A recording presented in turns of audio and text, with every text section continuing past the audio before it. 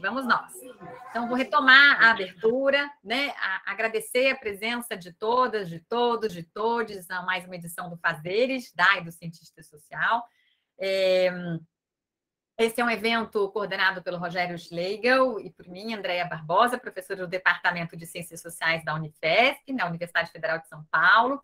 A gente fez uma edição desse evento o ano passado, também com 3 mesas, com temas pensando na atuação profissional do cientista social, né, do egresso desse curso, e como teve uma repercussão muito interessante, né, tanto dos estudantes quanto dos convidados, né, em relação ao quanto abriu uma série de perspectivas, trouxe uma série de informações, né, trouxe uma série de possibilidades, às vezes nem imaginadas pelo estudante, né? Eu sempre brinco assim, alguém aqui nessa sala, acho que todo mundo já ouviu de algum familiar assim, você estuda o que mesmo, meu filho? Ah, ciência social. O que é isso mesmo? É assistência social, né? Até explicar o que é ciências sociais para um tio, para o pai, para a mãe, para o colega, para o vizinho, né? Até difícil de explicar isso, né? Ainda mais quando eu pergunto, mas você vai trabalhar com o que mesmo quando você se formar, né? Essa é a outra pergunta que a gente recebe inúmeras vezes. Leonardo e Wilber, vocês já receberam questionamentos assim, né? Então, a gente tem uma plasticidade nessa formação interessante, né? Uma formação que dá uma amplitude de possibilidade de atuação profissional que não é tão fácil de visualizar, assim, talvez no começo do curso, no meio do curso, né? Isso, com o tempo, a gente vai entendendo isso, né? E visualizando. Por isso, eu acho que reverberou bem a ideia desse evento, né? Que a gente consegue antecipar um pouco essa imaginação das possibilidades da atuação profissional de um egresso do nosso curso de Ciências Sociais. E de outros cursos de Ciências Sociais também, em outras universidades. Aí eu também agradeço a presença das pessoas que aqui estão na sala e que não são da Unifesp. A gente é um evento aberto, então a gente tem muitos inscritos que vêm de outros locais do país. A gente viu o Darlan, que vem de Belém do Pará, e de outros lugares também, de outras universidades. Então, agradeço a presença de todos, todas e todes. A ideia dessa mesa, que é a mesa número 1 de 3, né, é conversar um pouco sobre as especificidades de uma formação em bacharelado e licenciatura, né? Aqui os 2 convidados, eles são de uma época em que a Unifesp tinha saída dupla, entrada dupla, saída dupla, né? Você fazia junto bacharelado e licenciatura. Hoje não é mais assim, né? Precisa ter, a entrada é única, mas em algum momento do curso é preciso fazer a opção por bacharelado ou licenciatura. Depois pode haver o reingresso para completar o outro curso, né? Outra formação.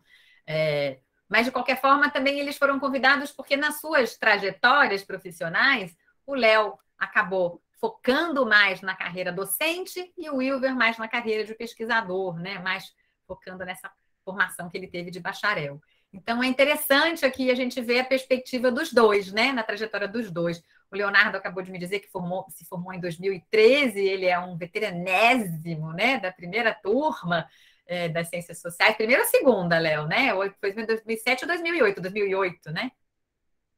E o Wilber se formou na graduação em 2016, um pouquinho depois, mas também já está formado, já fez o mestrado, já tem aí uma carreira encaminhada também. Então, vai ser ótimo ouvir vocês. Agradeço muito ao Leonardo e ao Wilber por terem aceitado o nosso convite de vir conversar aqui sobre as suas trajetórias. Queria só apresentar um pouquinho o Wilber e o Leonardo, mas antes eu vou passar para o Rogério, se o Rogério quer comentar alguma coisa nessa abertura do evento. Obrigado, Andréia. Eu começo dando boa tarde para todas, todos, todes, e agradecendo a presença do Leonardo Bruno e do Wilber Portela. O Wilber já está no doutorado e tive a satisfação de ser professor dele. Leonardo escapou de mim, se formou ainda antes de eu entrar na Unifesp, mas eu tenho certeza que eu vou aprender bastante com os 2, porque a gente tem chance de ver uma perspectiva diferente, né? Então, eu tenho uma trajetória de cientista político e não tenho dúvida de que eles vão trazer um olhar para a carreira que vai me trazer novas informações, e eu acho que para quem está começando, sobretudo para os calouros e caloras, mas quem ainda está na faculdade, vai se beneficiar muito dessa e das outras mesas, né? Então, vou aproveitar para lembrar que a gente vai falar sobre trabalhar no setor público, no setor privado, no dia 27 de abril, e depois, no dia 11 de maio, a gente vai ter a terceira mesa da série, tratando de cientistas sociais que se encaixam na arte e na cultura. Então, convido a todos e a todas e a todes para também participarem dessas mesas. Lembro que as inscrições são individualizadas, então, se você se inscreveu para essa mesa, você deve se inscrever para a segunda e para a terceira também. E quem chegou um pouco mais cedo já está, inclusive, brigando com o formulário. Eu vou ajeitar isso já. Quem quer certificado precisa seguir um link que eu vou arrumar e compartilhar no chat, para depois a gente emitir o certificado, porque é preciso ter a presença confirmada por aí. No mais, eu acho que a gente vai ter um final de tarde super bom, ouvindo Wilver e Leonardo, e agradeço a apresentação substantiva que a Andrea fez. Então, algumas ideias que eu tinha, a Andrea já contemplou. Quero ouvir vocês. Obrigado. Obrigada, Rogério. Então, vamos lá apresentar um pouquinho do Leonardo e do Wilver para vocês. O Leonardo, ele é formado lá em Ciências Sociais, no nosso curso da Unifesp e é mestre em Educação também pela Unifesp, né? Começou na carreira docente já no curso, né? Durante o curso, provavelmente ele vai contar isso. E hoje ele atua como coordenador pedagógico da Escola Estadual Antônio Viana de Souza, que é ali próximo ao campus em Guarulhos. É uma escola incrível. Tive a oportunidade de fazer um trabalho de extensão com a escola, uma oficina de fotografia, que foi incrível e deu um resultado também muito interessante. A gente fez um filme que agora está circulando por aí, chamado Corpo Cidade, junto com os estudantes da Escola Antônio Viana. O Wilver, também formado em Ciências Sociais lá pela Unifesp, e mestrado também em Ciências Sociais da Unifesp, e agora é doutorando lá no nosso PPGCS também, né? Uma carreira aí de pesquisador em Ciências Sociais. Na mini biografia que ele nos enviou, ele fala um pouco da trajetória, que ele vai se estender um pouco mais aqui na nossa conversa, mas ele é membro do comitê editorial da revista Pensata, que é a revista dos pós-graduandos, lá do programa de Ciências Sociais da Unifesp. Ele atuou também como pesquisador no Observatório de Guarulhos, Observatório da Unifesp Guarulhos. Depois você conta um pouco dessa experiência. Eu tive também a alegria de ser entrevistada por você nesse projeto. E também outros projetos de pesquisa institucionais, né? Você trabalhou na EPM, no projeto Combina na Faculdade de Medicina da USP, você vai contar um pouco isso para a gente. Então, muito obrigada pela presença de vocês, por terem aceitado esse convite. A dinâmica é assim, gente, eu vou passar a palavra primeiro para o Leonardo, a gente vai fazer a ordem alfabética, que eu não consigo imaginar outra. Então, o Léo vai ter a palavra, vai compartilhar conosco a sua experiência, depois eu passo a palavra para o Wilver, ele também faz a sua fala, compartilha a sua experiência, e após essas duas falas a gente abre para vocês, né? O interessante também é que vocês possam conversar com os dois, né? A gente abre para a participação de vocês. Vocês podem fazer a pergunta pelo chat e a gente lê, ou vocês podem também levantar a mão e a gente abre a voz, a imagem, a palavra para vocês falarem pelo microfone.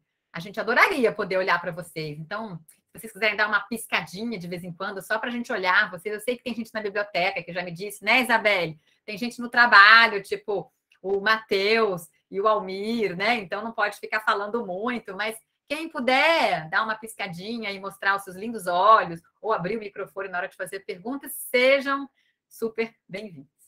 Então vamos lá, Leonardo. A palavra está com você.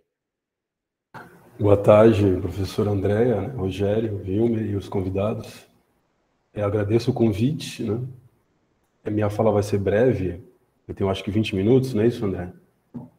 Mas o mais importante, eu acho que é o debate, né? A conversa, as perguntas, isso dá uma dinâmica mais interessante. Então, de maneira breve, só quero falar um pouco sobre minha vida acadêmica, né? Eu entrei na Unifesp em 2008, segunda turma, então, né? E acabei a graduação em 2013. Com relação à entrada na docência, eu comecei a dar aulas em 2012. Então, em 2012, eu tinha acabado a licenciatura, né? Em 2011 eu acabei a licenciatura e em 2012 eu ingressei na escola. Né? E naquele momento, naquela época, né, a gente tinha muitas dúvidas sobre o que ensinar em sociologia, né? Qual seria o método interessante, quais as finalidades, etc. Por quê? Por várias questões. Primeiro, a sociologia, ela se tornou obrigatória em 2008, né, no Estado. Então, não era uma disciplina consolidada, né, como história, biologia e etc.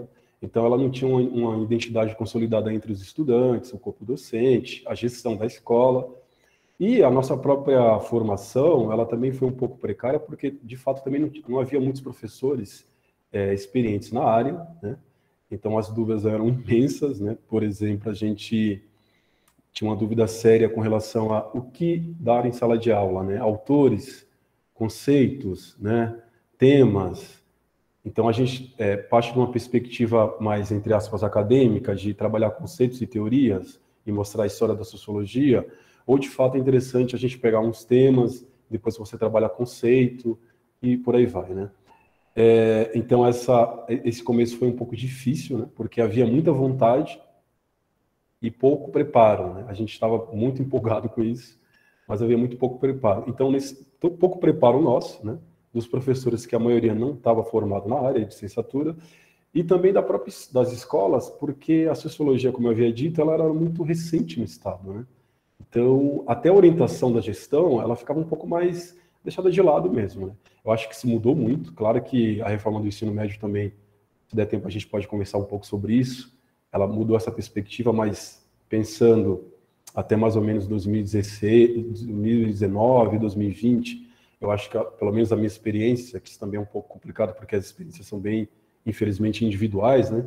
Mas a experiência que eu tive, eu vi que a sociologia, de fato, ela começou a se consolidar, sobretudo por quê? Porque, por exemplo, dando um exemplo simples, né? Quando a gente entrou em sala de aula, a dúvida era a mesma que a professora Andréa, ela falou no início, né, da nossa conversa, o que é a sociologia, o que ela trabalha, né, para que ela serve, enfim, essas questões eram também levantadas pelos alunos, né? E isso era um pouco difícil de explicar. Eu acho que, e aí que estava, sobretudo pela pouca experiência que a gente tinha como professor. Quando a gente entra na sala de aula como professor, a gente, com essa formação densa que a gente tem, né, uma universidade pública, a gente tem uma dificuldade de fazer sínteses, né, de conceitos, sínteses didáticas, e isso é meio complicado mesmo, né? E, infelizmente ou não, é a prática, é a experiência que vai lapidando essa capacidade de síntese. Não é à toa porque na nossa época, por exemplo, a gente fazia uma pergunta que hoje eu vejo que era errada, né? A gente perguntava aos professores, não de maneira direta, mas era o objetivo era como dar aula, né? E, tá, mas a licenciatura vai ensinar a gente a dar aula? E eu vejo que isso não existe ensinar a dar aula. A gente aprende a dar aula dando aula, simples, né? Agora, claro, a formação, ela ajuda em muito, né? Daqui a pouco eu posso falar um pouco sobre ela. Mas essa angústia, era uma angústia mesmo, né?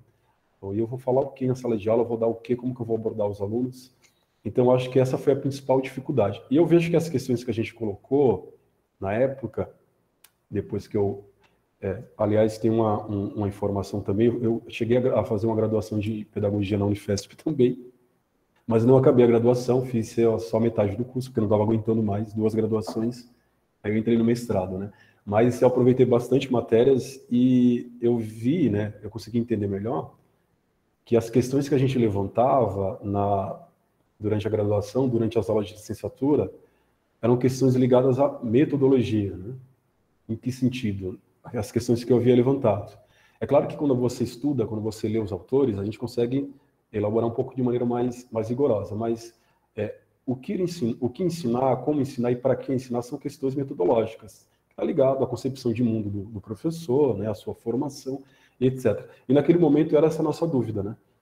Então, nesse sentido, o que a gente fazia, então? Né? Eu falo a gente porque é um grupo, né, de professores que ainda tem bastante contato, né? Nós somos amigos. Então, isso foi um ponto positivo, compartilhar experiências, né? Enfim. Então, o que a gente foi experimentando, né? Por exemplo, na sala de aula, a gente trabalha, isso era uma dúvida cruel, a gente trabalha autor ou tema, né? E aí vai experimentando, levava autores, levava tema comigo, fazendo uma síntese breve. Autores é um pouco mais complicado de trabalhar em sala de aula, porque a perspectiva do aluno, do estudante, é de que a aula fica chata, ela fica um pouco maçante, ela fica desinteressante. Então, nesse sentido, né, resumindo um pouco ao resultado que eu cheguei, às conclusões, eu sempre partia, né, depois eu comecei a partir dos temas. Então, democracia, tema de democracia no terceiro ano, por exemplo. Contextualizava, né? Sem história não tem como abordar nenhum tema de ciências sociais, eu pelo menos não consigo fazer isso. Tanto que alguns alunos até às vezes confundem, né? Nossa, mas parece muito com história, em algum momento. Só que na segunda parte eles veem que de fato tem essa coisa do conceito, né? Pelo menos a perspectiva metodológica que eu abordo, ela tende a ir mais para o conceito. Então, e aí na abordagem do conceito, aí de fato eles conseguiram entender que era uma coisa diferente da história, mas a contextualização ela é necessária, né? Senão a gente acha que a democracia ela caiu do céu, etc. Então eu partia do tema democracia, um exemplo simples, né? Depois você vinha para a contextualização e depois aí sim para os conceitos. E por último, né, eu citava alguns autores. Sobretudo quando alguns alunos perguntavam, né? Mas quem defende isso? Sempre tinha um aluno que perguntava alguma coisa desse tipo. Ou eles contestavam a nossa postura em sala de aula, no sentido de que parecia, e isso eu acho que as ciências humanas elas sofrem essa dificuldade, né? Parecia que aquilo era uma coisa muito subjetiva minha, né? Eu acordei de manhã e achei que a democracia é uma forma de governo liberal, burguesa, né? Que serve para reproduzir o Estado e a sociedade capitalista. Então, a ideia de citar uns autores, eu acho que fundamentava um pouco, né, melhor a aula em si, né? Então, eu acho que, resumidamente, foi isso que, com o tempo, a gente começou a abordar, a consolidar e etc. Mas, veja, isso é uma experiência minha, né?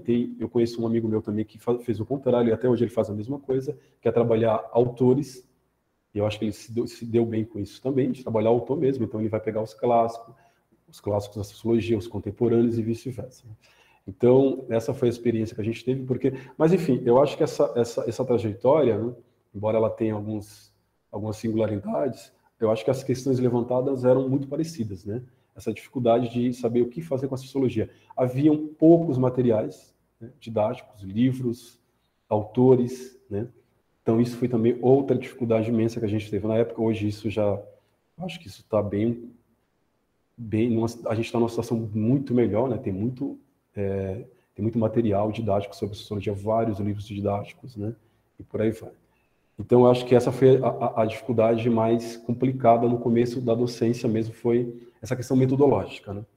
Com relação à questão clássica, que era mais angustiante, e como dar aula, né? Que é uma questão que é uma falsa questão. Como dar aula, a gente aprende na prática, porque não que a teoria, a formação não seja importante, né? Mas na sala de aula, a questão da personalidade do professor, ela pesa muito, né? Porque, antes de tudo, é uma relação afetiva, né, entre aluno e professor. Então, isso pesa bastante, né? Que tipo de professor você será e como os alunos irão te olhar, né? Depende bastante também da sua personalidade, como que você é em si.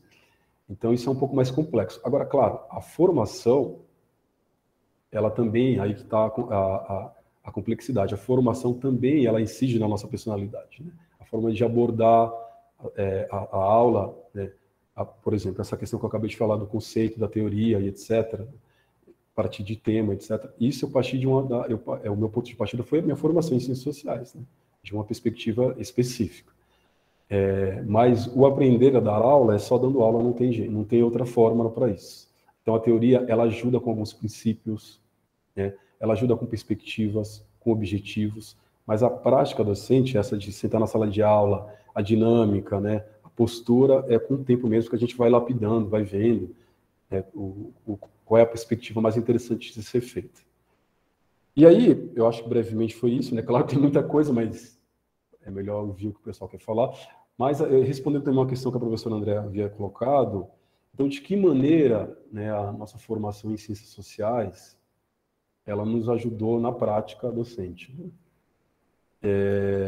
Ou seja, de que maneira essa formação ela deu uma perspectiva diferente na escola. A nossa postura na escola, a nossa perspectiva, a nossa atuação. Eu acho que a questão central, na minha visão, né, na minha postura, é olhar a escola, os alunos e os professores. Isso pode parecer uma coisa muito óbvia, mas não é. Não é, porque na prática não acontece assim. Olhar como, de fato, um produto da história.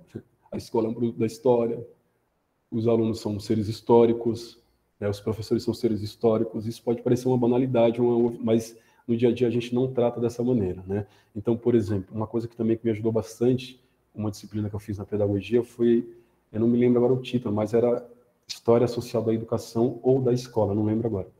Mas ela me ajudou bastante no sentido de que, veja, a escola ela é um produto da história e alguns problemas eles são permanentes, né? São estruturais. Não no sentido de que eles são a mesma coisa. Dou um exemplo simples. A questão da disciplina, do comportamento dos alunos, isso sempre existiu na escola, sempre. Porque hoje o aluno é indisciplinado, porque antes, né, no passado não era, como a gente escuta isso dos professores. E isso é falso, porque sempre houve indisciplina nas escolas. É claro que a indisciplina e a abordagem e a interpretação dela no século XX era uma coisa, hoje é outra, no século XIX era diferente, no Brasil, enfim, tempo e espaço como condições, né, da relatividade. Mas é um problema que sempre houve na escola. A relação e o conflito entre família e escola também sempre existiu, né? Qual é o limite da escola, qual é o limite da família? Até onde a escola pode educar, formar o aluno, né? Ela tem que partir da perspectiva dos valores, ela tem que ensinar questões morais, etc. Isso sempre existiu também. É um conflito que de fato, não é novo, né? O que ele muda é de perspectiva, de forma, de enfrentamento. Então, eu acho que essa questão, o primeiro ponto de partida é esse, né? É achar que, no passado era melhor, que tem a tendência clássica, né? Por exemplo, a questão da violência que eu estava falando com a professora Andréa, essa volta da pandemia, né, desses 2 anos, a gente tinha notado de maneira empírica, né, mas os números mostram isso, houve um aumento, de fato, do número da violência em sala de aula. E aí a abordagem é aquela, nossa, a escola não é mais a mesma, e a escola é isso e aquilo, e a gente sabe que nos anos 90 a escola era muito mais violenta do que agora, mas muito mais violenta. E eu digo não só como, a gente lê alguns dados, mas como estudante, né? Quem estudou em escola pública na periferia sabe que a coisa era muito mais complicada. Muito, nem se compara. Então, pelo menos na minha abordagem, eu acho que as ciências sociais, como a perspectiva, inclusive, da proposta curricular da sociologia em São Paulo, um dos focos centrais é a desnaturalização das relações sociais. Então, eu acho que essa perspectiva ajuda, e o currículo, né, a nossa formação e o currículo do Estado ajuda nesse sentido, da gente sempre tentar participar, né, abordar, propor na escola a partir dessa perspectiva de desnaturalização, né, porque isso é muito forte, né. Além disso, né, dessa questão da naturalização, porque nas escolas a gente tem eu acho que quem for dar aula vai notar um pouco isso, né, pelo menos é a síntese que eu consegui ter nesse momento. Basicamente, você tem 2 perspectivas. Uma que é no sentido de que a escola não há alternativa, não há nada a ser feito, porque a escola sempre, né, será a mesma coisa. Enfim, a gente não tem espaço de liberdade de atuação. E a outra perspectiva é aquela que eu acho até um pouco mais grosseira e menos científica, né, que é a escola como bolha, né, no sentido de que é a partir da educação que a gente vai mudar tudo, resolver os males da sociedade. E esse debate, embora alguns professores e alunos, às vezes, não tenham consciência disso, ele está sempre em perspectiva, é incrível. Quase todo o debate da escola, é muito, quase explícito, né? Aqueles que dizem que a escola pode resolver qualquer coisa e aqueles que acham que a escola não pode resolver nada. E a minha formação em ciências sociais, e isso eu acho que foi importantíssimo também, uma coisa que ficou para mim muito clara e me marcou e me marca até hoje é olhar que as instituições sociais, as relações sociais são um processo, né? E, como processo, não tem nada dado, a princípio, né? Então, essa coisa da escola, ela pode resolver, sei lá, um problema de violência, ou que ela não pode resolver um problema de violência, depende do processo histórico, não depende da perspectiva do professor ou do estudante. Então, essa questão histórica, essa abordagem histórica, eu acho que ela é vital na escola, e essa formação nesse sentido me ajuda bastante até hoje, né? Agora na coordenação ainda mais, porque na coordenação a gente tem que lidar, a mediação é maior, é mais complexa, você tem que lidar com o pai, com o aluno, com o professor, com o funcionário. Então, isso é muito mais complicado de ser feito, né? Eu acho que é isso. Acho que eu tenho muita coisa para falar, mas é mais interessante que as pessoas façam perguntas, né? Comentários, que aí a coisa fica mais interessante. Obrigado. Obrigada, Leonardo. Eu já vou deixar uma pergunta no ar aqui. Você sempre teve interesse em ser professor desde o começo? Não é para responder agora, não, só depois. É para você ficar com essa pulga atrás da orelha. A escolha pela docência já era uma coisa presente durante a sua graduação? Em que momento apareceu essa decisão, né? Ou se foi a vida que te levou? Acho que é interessante. Aí eu faço para o Wilver também, talvez ele pergunte, já que tem a formação também em licenciatura, né? Em que momento que houve essa escolha? Bom, estou curiosa, né? Wilver, por favor. Obrigada, Leonardo, e vamos lá, Wilver. Boa tarde a todos. Eu agradeço pelo convite e, enfim, também essa questão dos fazeres dos cientistas sociais foi uma questão na minha graduação, porque é bem o que você falou, a gente não tem muita ideia, né? A família pergunta e a gente não sabe como responder. Mas... E outra coisa também, a gente tinha a abertura da sociologia como disciplina, mas eu não sei se o Leonardo passou por isso também, mas eu não tive aula de sociologia na formação, então, para mim, era uma coisa, assim, completamente vaga. E, bom, mas eu entrei em 2009 na Unifesp, acho que sou da terceira turma, mas eu acabei conseguindo estudar mesmo, levar o curso adiante em 2010. E vou focar um pouco mais na questão mesmo da questão profissional mesmo, na minha trajetória profissional mesmo, do que nas coisas acadêmicas, ainda que as coisas tenham um pouco imbricadas. Mas então, durante a graduação, eu passei pelo estágio que a maioria dos alunos do meu ano passou também, que era o SEAD, né? E era um trabalho, assim, bem básico de coleta mesmo, por telefone de informações. E, enfim, a gente não tinha muita vivência do que era a área mesmo, além dessa base, né? Da sorte que depois melhorou muito, eu escutei alguns colegas dizendo que passaram por lá, tiveram mais contato com as ferramentas, etc., né? Mas hoje eu imagino que é um cenário melhor. E no SEMPEC, que eu acho que foi também minha primeira experiência com pesquisa mesmo, o SEMPEC era mais ligado à área da pedagogia do que das sociais. E, enfim, eu tinha esse interesse muito grande na área da educação, cogitava ser professor também, mas não tinha certeza do que eu ia fazer ainda. Mas eu sabia que eu queria estudar educação. E no SEMPEC eu acompanhava as aulas, era mesmo como se fosse uma pesquisa quali das aulas da escola que a gente acompanhava e das redondezas, e também tinha uma perspectiva de quant, de notar os horários, mas era algo da metodologia da pedagogia mesmo, que, enfim, a gente trabalha de uma maneira diferente. Como o Leonardo, eu também fiz várias disciplinas na pedagogia, porque eu tinha esse interesse de entender melhor e tudo mais. E, enfim, findado desses dois estágios... Desculpa te interromper, mas você falou do SEMPEC, a gente tem muito calor aqui, né? Fala pra gente o que é o SEMPEC. Nossa, peraí, deixa eu só resgatar. Não sei nem dizer a sigla, mas é uma ONG que trabalha, né? Só para situar. Sim. Enfim, eles são uma ONG, eles trabalham nessas áreas de gestão educacional, de análise de redondezas, das relações entre as escolas. A pesquisa na época era bastante interessante, era sobre como as escolas lidavam com o fluxo de alunos. Então, a gente vê que tinha um perfil de alunos numa escola e um perfil de alunos na outra. E a questão é, se a matrícula era setorizada, como isso era possível? E, enfim, era bem instigante a questão toda. Mas eu acabei entrando no SEMPEC mesmo assim, porque, enfim, apareceu a oportunidade, para mim pareceu interessante naquele momento. E, bom, depois, findados esses estágios, né? Eu não lembro se foi antes ou depois deles, mas eu não tinha como pleitear uma bolsa do CNPq para fazer iniciação científica ou da FAPESP. Porque eu tinha 10 reprovações no começo da Unifesp. Quando eu entrei, eu trabalhava e eu saía, 7, 8 horas do curso, chegava na faculdade às 9. E da sorte me falaram, não, reprova por falta, que aí não vai para o seu histórico. Bom, mas ia. E aí surgiu essa oportunidade da Bolsa Big, né? E era com o professor Daniel Vasquez, a proposta era estudar evasão. E acho que foi a primeira experiência que eu tive com dados quantitativos. E, enfim, e como eu me mantive também até o final do curso, né? Mas foi bem interessante. O trabalho que a gente fez acabou virando minha monografia. E o Vasquez me orientou muito nessa área de análise de dados, de trabalhar com os dados.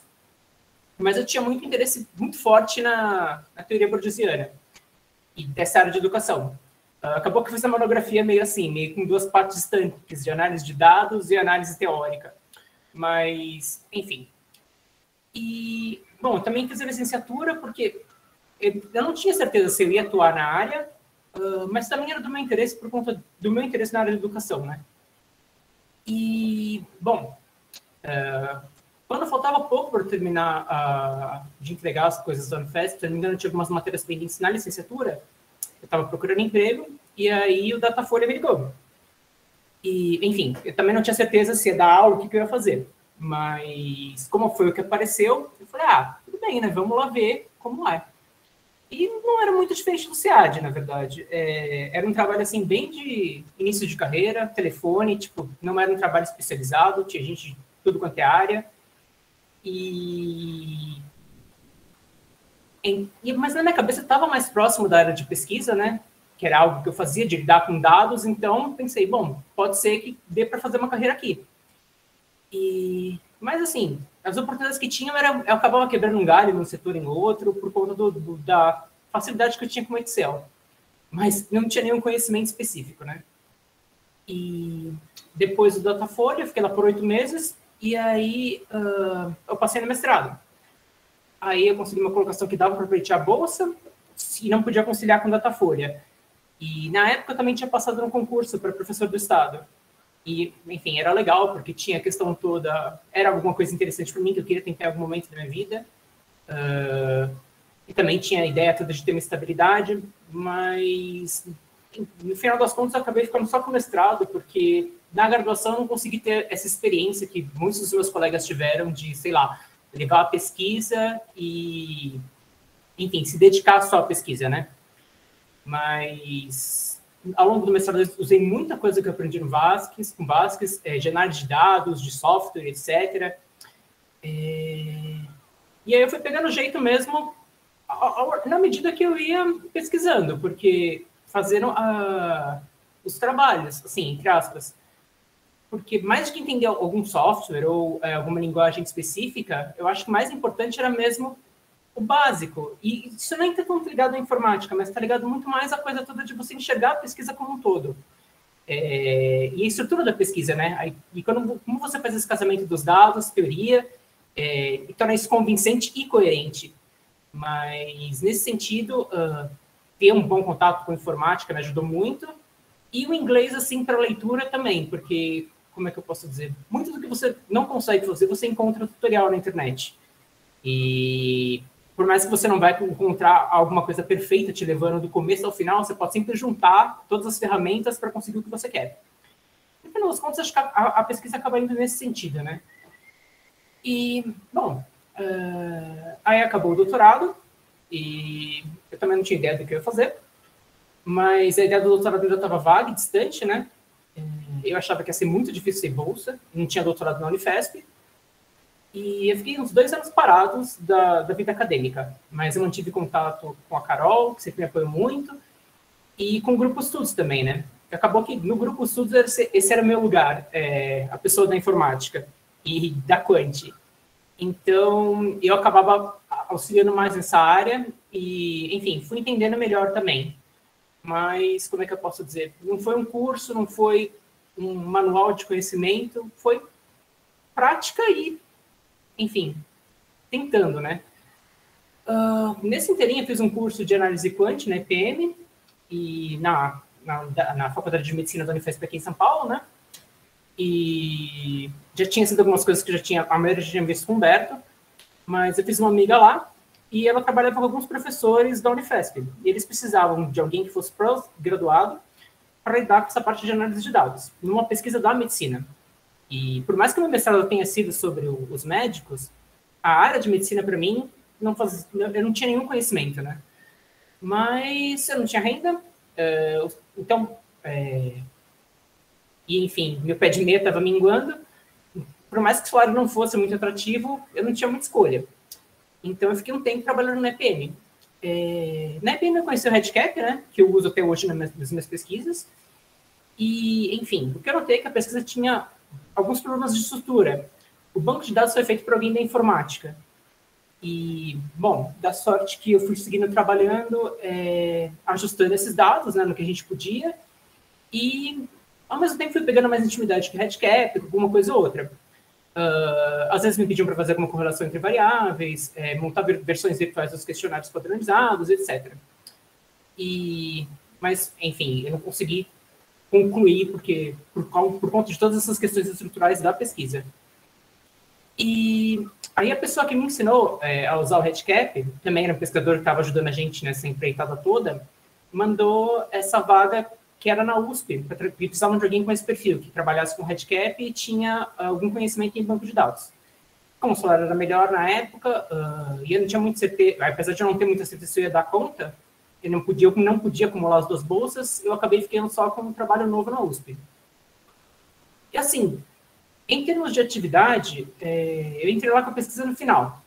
E eu notei também a mesma coisa da pesquisa da EPM. Uma grande dificuldade de pensar a estrutura da pesquisa, não em termos gerais ou conceituais, ou que tipo de dados coletar e etc. Eu trabalhava com um pessoal que era mesmo referência.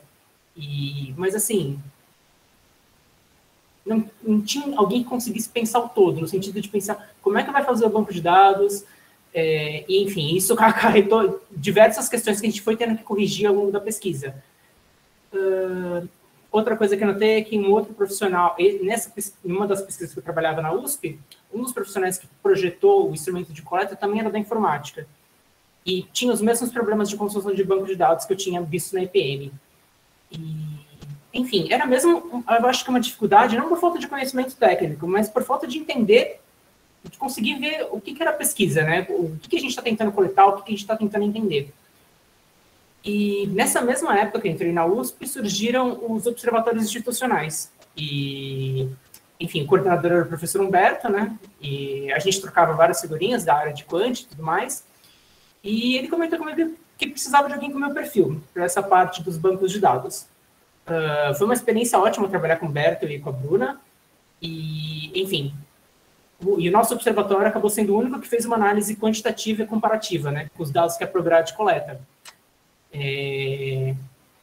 E outra coisa também que a gente testou que foi super interessante e deu certo é que a gente conseguiu casar os dados da Prograde com os dados que a gente coletou depois. Então, enfim, isso para a gente de áreas sociais é um avanço imenso, porque a gente consegue fazer um questionário mais específico, perguntando coisas mais específicas, a gente não precisa passar pela parte sociocultural, cor, idade, renda, gênero, todas essas questões, porque isso já está coletado a princípio, né? E nesse interim, a Unifesp inaugurou o doutorado em Ciências Sociais, e a princípio eu achava que não ia ter bolsa, dado esse contexto todo que a gente está vivendo, esses ataques contínuos à produção científica no país. Então eu estava conformado, assim, em seguir no trabalho e levar o doutorado, apesar de achar que seria puxado. Mas estava satisfeito de ter tido a experiência toda de tocar pesquisa no mestrado, e, enfim, achava que queria o doutorado também, era querer demais. Mas acabou que eu consegui a bolsa, e, enfim, eu não poderia conciliar as 2 coisas, né? E acabou que eu fiquei só no doutorado. Acho que, assim, sobre a contribuição das ciências sociais no geral, e que é um diferencial nosso enquanto profissional, é que, pelo menos nessa área ligada a essas pesquisas do meio acadêmico, né? Porque ainda que eu não esteja trabalhando como acadêmico nessas pesquisas, mas eu estou gerindo os dados para ele. Acho que é um pouco diferente de você trabalhar numa pesquisa de mercado. Mas essa nossa compreensão de totalidade da pesquisa, de você ver e pensar, tá, isso que eu faço para obter tal informação, que eu posso casar com tal coisa e verificar se uma variável com outra faz sentido. E aí isso está relacionado com a teoria. Mas, assim, eu nunca estudei Excel, nunca fiz nenhum curso específico de nada, nunca fui bom em matemática, até hoje eu faço, para fazer porcentagem eu tenho que fazer o desenho da regra de 3, E eu tinha assim, uma ideia geral do que era, mas eu tinha uma ideia geral do que era uma linha de código, como funcionava uma estrutura lógica. Eu fiz, enfim, um técnico de informática, que eu acabei não seguindo na área. Enfim, e o que eu não sabia, não tinha ideia, correr atrás com o Google, YouTube, e, enfim, alguma paciência, você sempre achava algum tutorial para resolver o que você precisava. Daí o inglês ajuda também, né? Porque, como eu posso dizer, muita coisa você acha em inglês e não tem em português ou até outros idiomas. Mas acaba sendo isso, digo, é uma questão de você juntar essas ferramentas todas, né? Para conseguir o que você precisa fazer. E acho que a parte que eu mais gosto de trabalhar até hoje, acho que é o mais interessante que eu faço na minha pesquisa, no meu trabalho de uma maneira geral, é de ver alguma proposta e pensar nas ferramentas, né, que a gente pode usar para cercar a questão e quais dados que a gente vai utilizar, enfim, as prováveis correlações. É algo que eu, na verdade, descobri que eu gostava de fazer só depois, porque, a princípio mesmo, eu não tinha nem ideia que dava para casar, poderia casar a informática com o meu interesse em ciências sociais. Na verdade, as ciências sociais com o meu interesse em informática. E, enfim, acho que era isso que eu tinha para dizer em linhas gerais. Obrigado. Obrigada, Wilver. Bom, são trajetórias bem interessantes, né? O Wilver disse que até pensava em ser professor, né? Mas tinha o interesse em informática e tentava entender como é que podia, né? Nem imaginava como podia conciliar, e no final atua conciliando, né? Uma expertise nessa área de informática com a sua formação em ciências sociais, o que te dá esse diferencial de compreender a pesquisa como um todo, né? Não ser um programador específico, né? Um gestor de dados, como você falou que o pessoal da informática fazia os bancos de dados e não conseguia ter noção, né? É muito interessante essa atuação. Depois você pode falar também, durante as perguntas, sobre o que é o seu projeto de pesquisa. Você como pesquisador, o que você pesquisa, né? Como sociólogo, né? Isso é interessante. Você quer falar agora? Posso. Não, eu só queria adicionar que, enfim, quando eu saí desse trabalho que eu estava na USP para ficar com a bolsa do doutorado, foi um problema imenso conseguir alguém para ficar no meu lugar. Porque não tem gente com esse perfil que a gente tem, digo, de conseguir olhar a pesquisa, entender o que vai fazer, entender quais são as dificuldades, e às vezes, enfim, uma coleta de 3 anos é perdida, sabe, uma pesquisa com financiamento sério por conta, às vezes, de erros inocentes, né? Mas é isso, digo, é muito difícil achar gente com esse perfil que a gente tem nas sociais, capaz de ver essas duas perspectivas de compreensão da pesquisa. Esse é um dado importante, né? Compreender o que é uma pesquisa, mesmo que não seja uma pesquisa em ciências sociais, como você trabalhava na área da medicina, mas é uma pesquisa científica, uma pesquisa tem metodologia, né? Então você tinha compreensão, né, desse todo. Isso é interessante. Alguém já quer fazer uma questão? Já tem alguma questão colocada para eles? Já levantou a mão, mas o Leonardo pode me responder também a questão. Se você já sabia que ia ser professor há muito tempo, se isso era um desejo, como é que isso rolou. Mas o Rogério pode fazer também a pergunta dele, aí você responde junto. Não, estou curioso para ouvir a resposta do Leonardo sobre essa aí. Depois eu pergunto. Por mim, segue em frente, Leonardo, por favor. Então, essa questão, de fato, eu nunca havia pensado nela durante a graduação. E eu acho que comecei a refletir um pouco sobre isso quando uma estagiária da Unifesp, inclusive, né? Quando eu estava em sala, eu recebia bastante estagiários da Unifesp, e ela me fez essa pergunta e eu não sei. Mas depois, claro, né? Fiz uma reflexão sobre isso, não só uma, várias. Inclusive, essa semana também eu estava pensando sobre. Né? Veja, durante a graduação, era uma questão que eu não me colocava.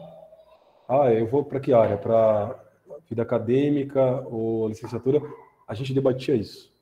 Mas eu não estava ainda decidido, né? Eu acho que, sobretudo nos 2 primeiros anos, eu acho que pelo menos eu lembro de bastante sobre isso, acho que o foco era mais ler o texto, entender o texto, sabe? Entender o autor, era uma coisa muito apaixonante nesse sentido, né? Até demais. Assim. Então, essa questão mais prática, inclusive algumas pessoas que tentavam fazer esse tipo de debate, que a gente está fazendo aqui, eles eram muito criticados, né? Nossa, como assim? Então tinha uma coisa meio... que a gente vê hoje que era uma coisa muito meio radical, né? É necessário falar sobre isso.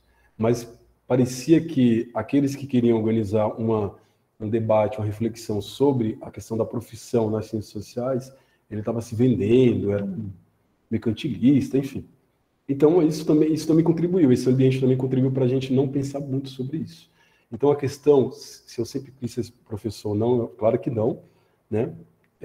Agora, ao mesmo tempo, eu admirava vários professores, não só da faculdade, né, mas das escolas que eu estudei, etc. E isso eu acho que contribui bastante, porque esse mecanismo de escolha, ele também é inconsciente, né? Então, não é tão simples de falar, eu tomei essa decisão consciente. Eu acho isso muito difícil, né, de alguém falar, não, sempre quis ser, é meio complicado, eu acho meio complexo. Então, tinha mecanismos inconscientes e mecanismos práticos, objetivos no sentido de classe, de condições de trabalho, de profissão. Então, essas coisas eu acho que elas se interagem a todo momento e aí surge isso, né? O indivíduo, de fato, tem ali uma história, uma biografia, né? Uma psicologia, e ele também tem uma classe social, ele também tem uma história, ele tá situado num espaço e num tempo, e eu acho que essas coisas se interagem. E para saber o que determinou mesmo, se foi a classe social, a formação, o indivíduo, eu acho meio complexo. Talvez, né, ele próprio possa fazer isso, mas isso também eu acho muito difícil. Porque eu acho que a gente tende nessa reflexão, a criar sentido, ao invés de tentar o que aconteceu de fato. Pelo menos eu separo essas coisas, né? Não acho que só a criação do sentido cria a realidade. A realidade também tem uma objetividade que vai para além dos nossos afetos e sentimentos. Não que essa realidade seja objetiva e crua e seca, né?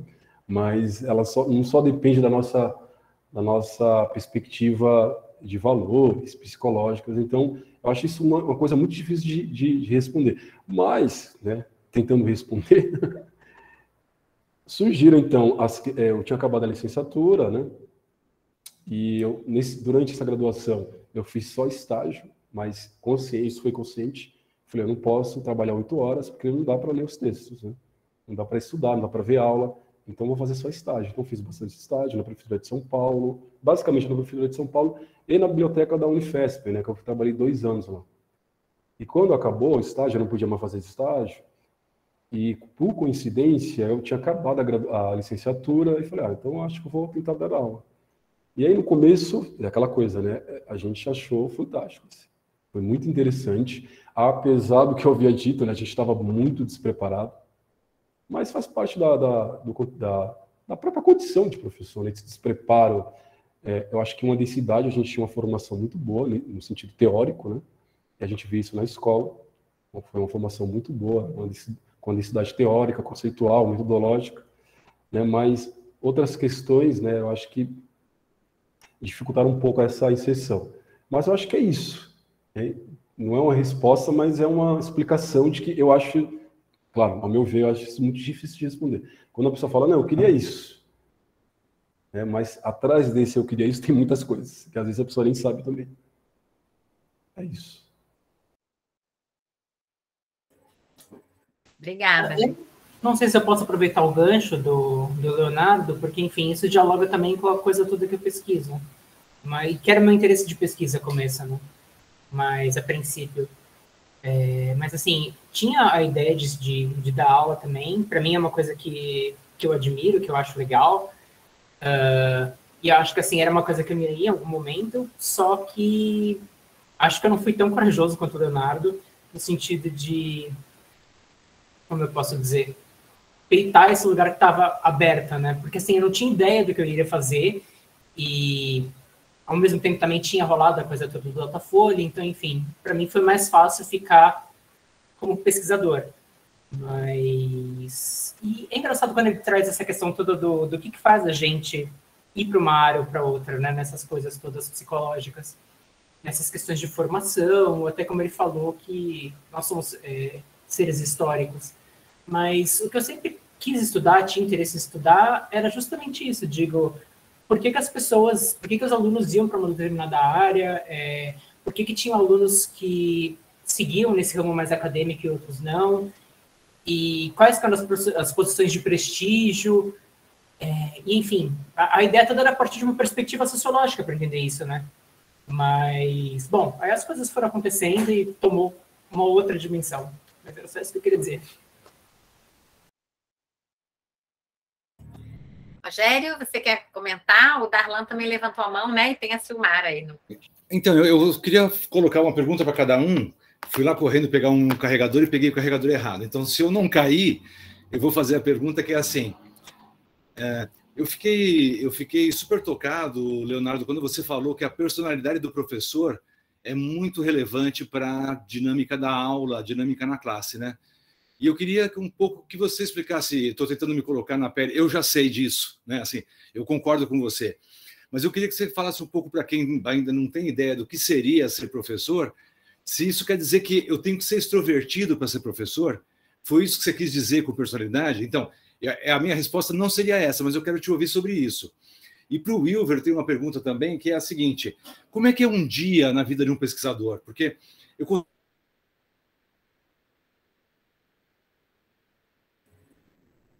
Rogério travou. Será que é porque está acabando a bateria dele? Bom. Possível. Rogério, acho que ele caiu, né? Mas ele conseguiu fazer a pergunta para os dois, não é? Ele conseguiu e daqui a pouco ele volta. Eu conto para ele o que ele não ouviu, tá? Leonardo e o Wilver estão com a palavra. Pode começar pelo Wilver agora, já que o Leonardo começou na outra, né? Tá, ok, então. Como é que é um dia na vida de um pesquisador? Olha, é que eu não sei se eu sou, enfim, não sou uma pessoa muito de, como é que eu posso dizer, de rotinas, mas eu tenho outros colegas que estão na área acadêmica, trabalhando com pesquisa, e eles parecem que têm vidas um pouco mais regradas. Mas, enfim, envolve, quando eu tô, a gente tem umas épocas de ficar mais tranquilo, né? Porque, enfim, não é época de entrega de resultado de pesquisa, ou a gente está ainda fichando texto, lendo coisas para que a gente vai usar, né? Fazendo esse acúmulo de conhecimento para a gente compreender em alguma medida o que vai vir na prática. Mas esses dias que são mais pesados, olhar banco de dados, corrigir banco de dados, porque às vezes tem algum problema na coleta, e aí você vai ter que olhar, o coordenador da pesquisa vai dizer, olha, tem esse dado que não está batendo, ou que é estranho, então você precisa verificar. E aí você vai trabalhar nesse sentido, você vai verificar os indicadores que eles pedirem para você, se alguma coisa tem correlação com a outra. Então, assim, é Excel e SPSS bastante, e com a cara colada no computador. Boa parte do dia... com isso, assim, bem concentrado. Mas, como é que eu posso dizer? E acho que isso também quando a gente tem as reuniões, de pensar como a gente vai fazer as coisas todas e das discussões todas. Isso foi mais no observatório, porque foi uma pesquisa que eu peguei do começo. Mas era ótimo poder discutir como é que a gente ia fazer, quais que eram as ideias, etc. E aí depois, enfim, juntar, fazer, pegar os bancos, analisar, que acho que é a parte mais divertida de todas. E você também fazer as correlações que te interessam, né? Porque uma coisa é você fazer para a pesquisa dos outros, mas para você fazer para a sua... são as suas inquietações, né? Então, enfim, acho que é isso em geral. Rogério, a gente ouviu a sua pergunta. Você perguntou para o Wilver como era o dia a dia do pesquisador. Ele acabou de responder. Agora o Leonardo vai responder a sua. De fato, eu caí, assim, eu saí correndo, peguei o carregador, era o carregador errado, e aí, puf, caiu minha energia. Obrigado, gente. Tá, posso... Então, essa questão que o professor Rogério levantou, na verdade, eu comecei a pensá-la quando eu li um texto do Freud, que ele levantava a seguinte questão, né? A gente gosta da matéria, do conhecimento do professor. E isso é uma questão muito interessante. E eu também não tinha pensado sobre isso, né? Alguns colegas meus falam, não, a personalidade pesa bastante, é interessante. Eu falei, não, bobagem. O professor tem que dominar o conteúdo da matéria e saber explicá-la, ponto. Mas depois eu fui observando, e esse texto me ajudou bastante, a analisar em que sentido eu falei personalidade, né? Não do extrovertido, etc. Inclusive, tem vários professores que não são nada são bem durões, assim, os alunos admiram e gostam, né? Mas no sentido de que aquele professor representa para o aluno, né? No caso do Freud, é a velha história clássica que, de fato, a escola, se a gente for pensar do ponto de vista do Freud, a escola não deixa de ser uma continuação, é uma continuação da família, né? Então, por exemplo simples, a autoridade dentro da escola do professor homem é muito maior, isso está explícito. Das mulheres é mais complicado, isso no dia a dia a gente analisa essa questão. Então, é personalidade nesse sentido, né? A característica, a postura. Agora, claro, como eu havia dito, a personalidade ela não é vazia de conteúdos sociais e históricos, né? Por exemplo, essa questão do fato do professor ser mulher ou homem, isso, né, é uma questão bem determinante. Eu digo isso porque os alunos, a princípio, e isso no fundamental é mais complicado ainda. É claro que a gente não pode falar sobre isso, porque a sociologia só tem no ensino médio. Os alunos, a princípio, eles se colocam, eles olham o professor, né, a professora, etc. Eu acho que, na minha leitura, é como uma continuação do pai e da mãe mesmo que eles não saibam disso.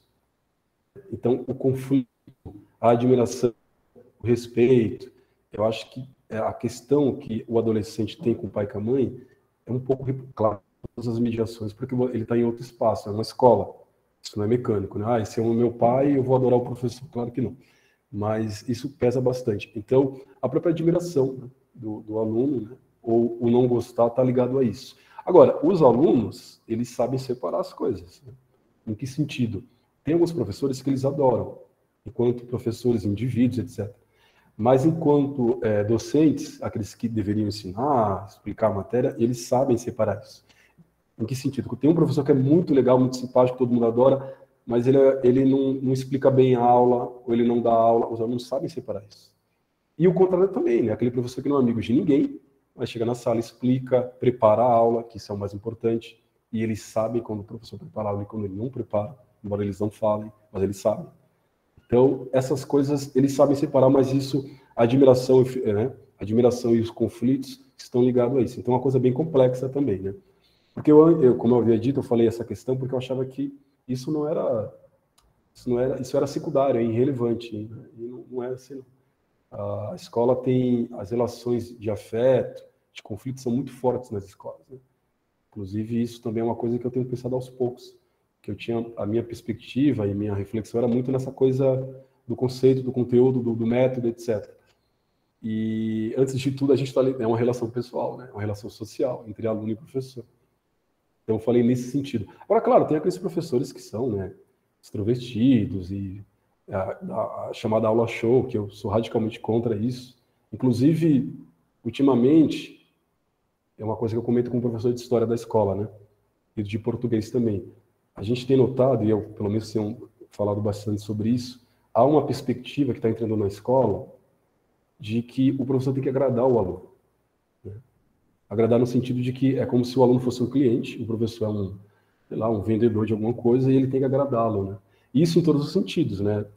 Sobretudo na aula. Então, o professor me ofendeu porque ele dá aula de sociologia da religião e eu não concordei com o que ele falou, o que ele expressou. Isso é uma ofensa, né?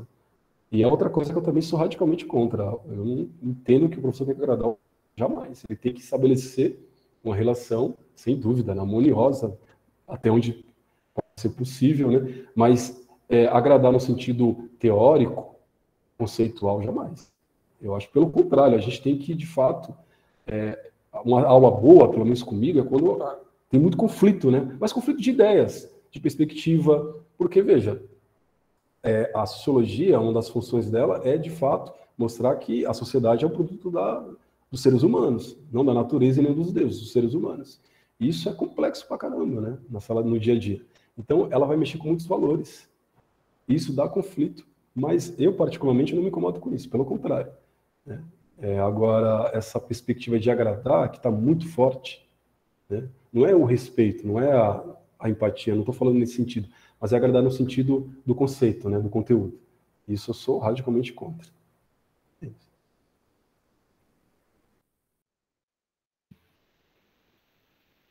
Eu vi que o Darlan está inscrito já faz tempo e a Silmara também tinha escrito uma pergunta no chat que, como eu caí da sessão, eu perdi. Se ela puder refazer, eu leio aqui para nós, depois que o Darlan fizer a dele. Vamos combinar assim? Ok, eu não vou abrir minha câmera porque o sinal está bem ruim, mas eu quero fazer uma pequena contribuição, tudo bem? Eu sou graduado em Ciências Sociais pela Universidade Federal do Pará e mestrando de Sociologia pela Fundação Joaquim Nabuco. Coisa louca, né? Tu morar no Norte e fazer mestrado no Nordeste, mas é isso, é a vida de professor. E aí, quando eu vejo os relatos do Leonardo, do outro colega, do Wilver, né? Eu ficava me perguntando na universidade por que essa distinção da licenciatura e do bacharelado, né? E até hoje perpetua-se isso na universidade.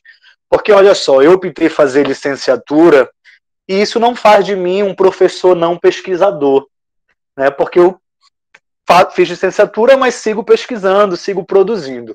Inclusive, a minha dissertação, o trabalho, a pesquisa sobre ela é sobre a sociologia do corpo.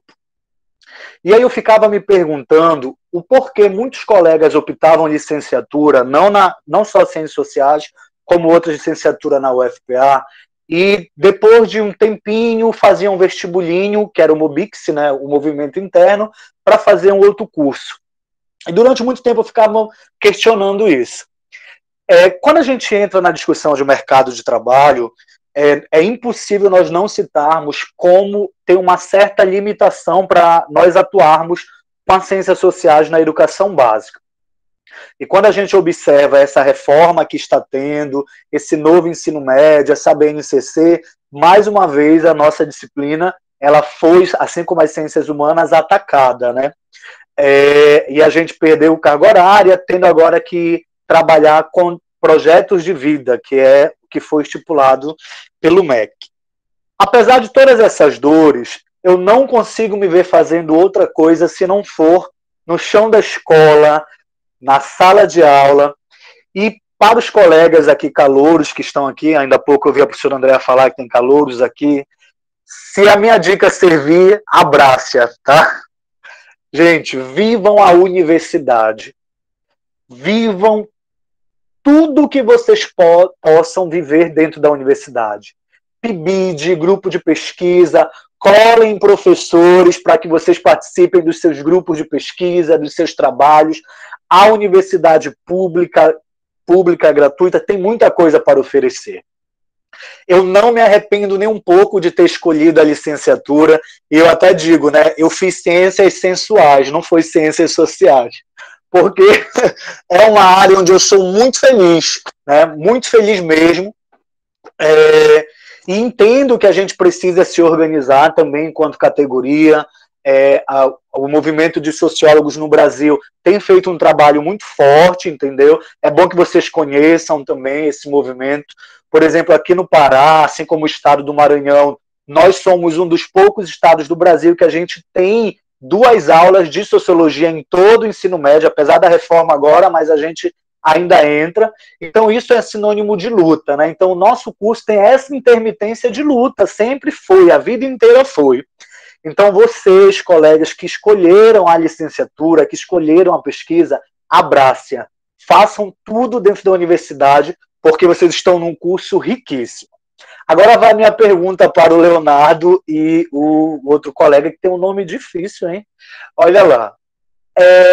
Leonardo, eu não sei se você já está no serviço público, né? Mas como é que tu vê, por exemplo,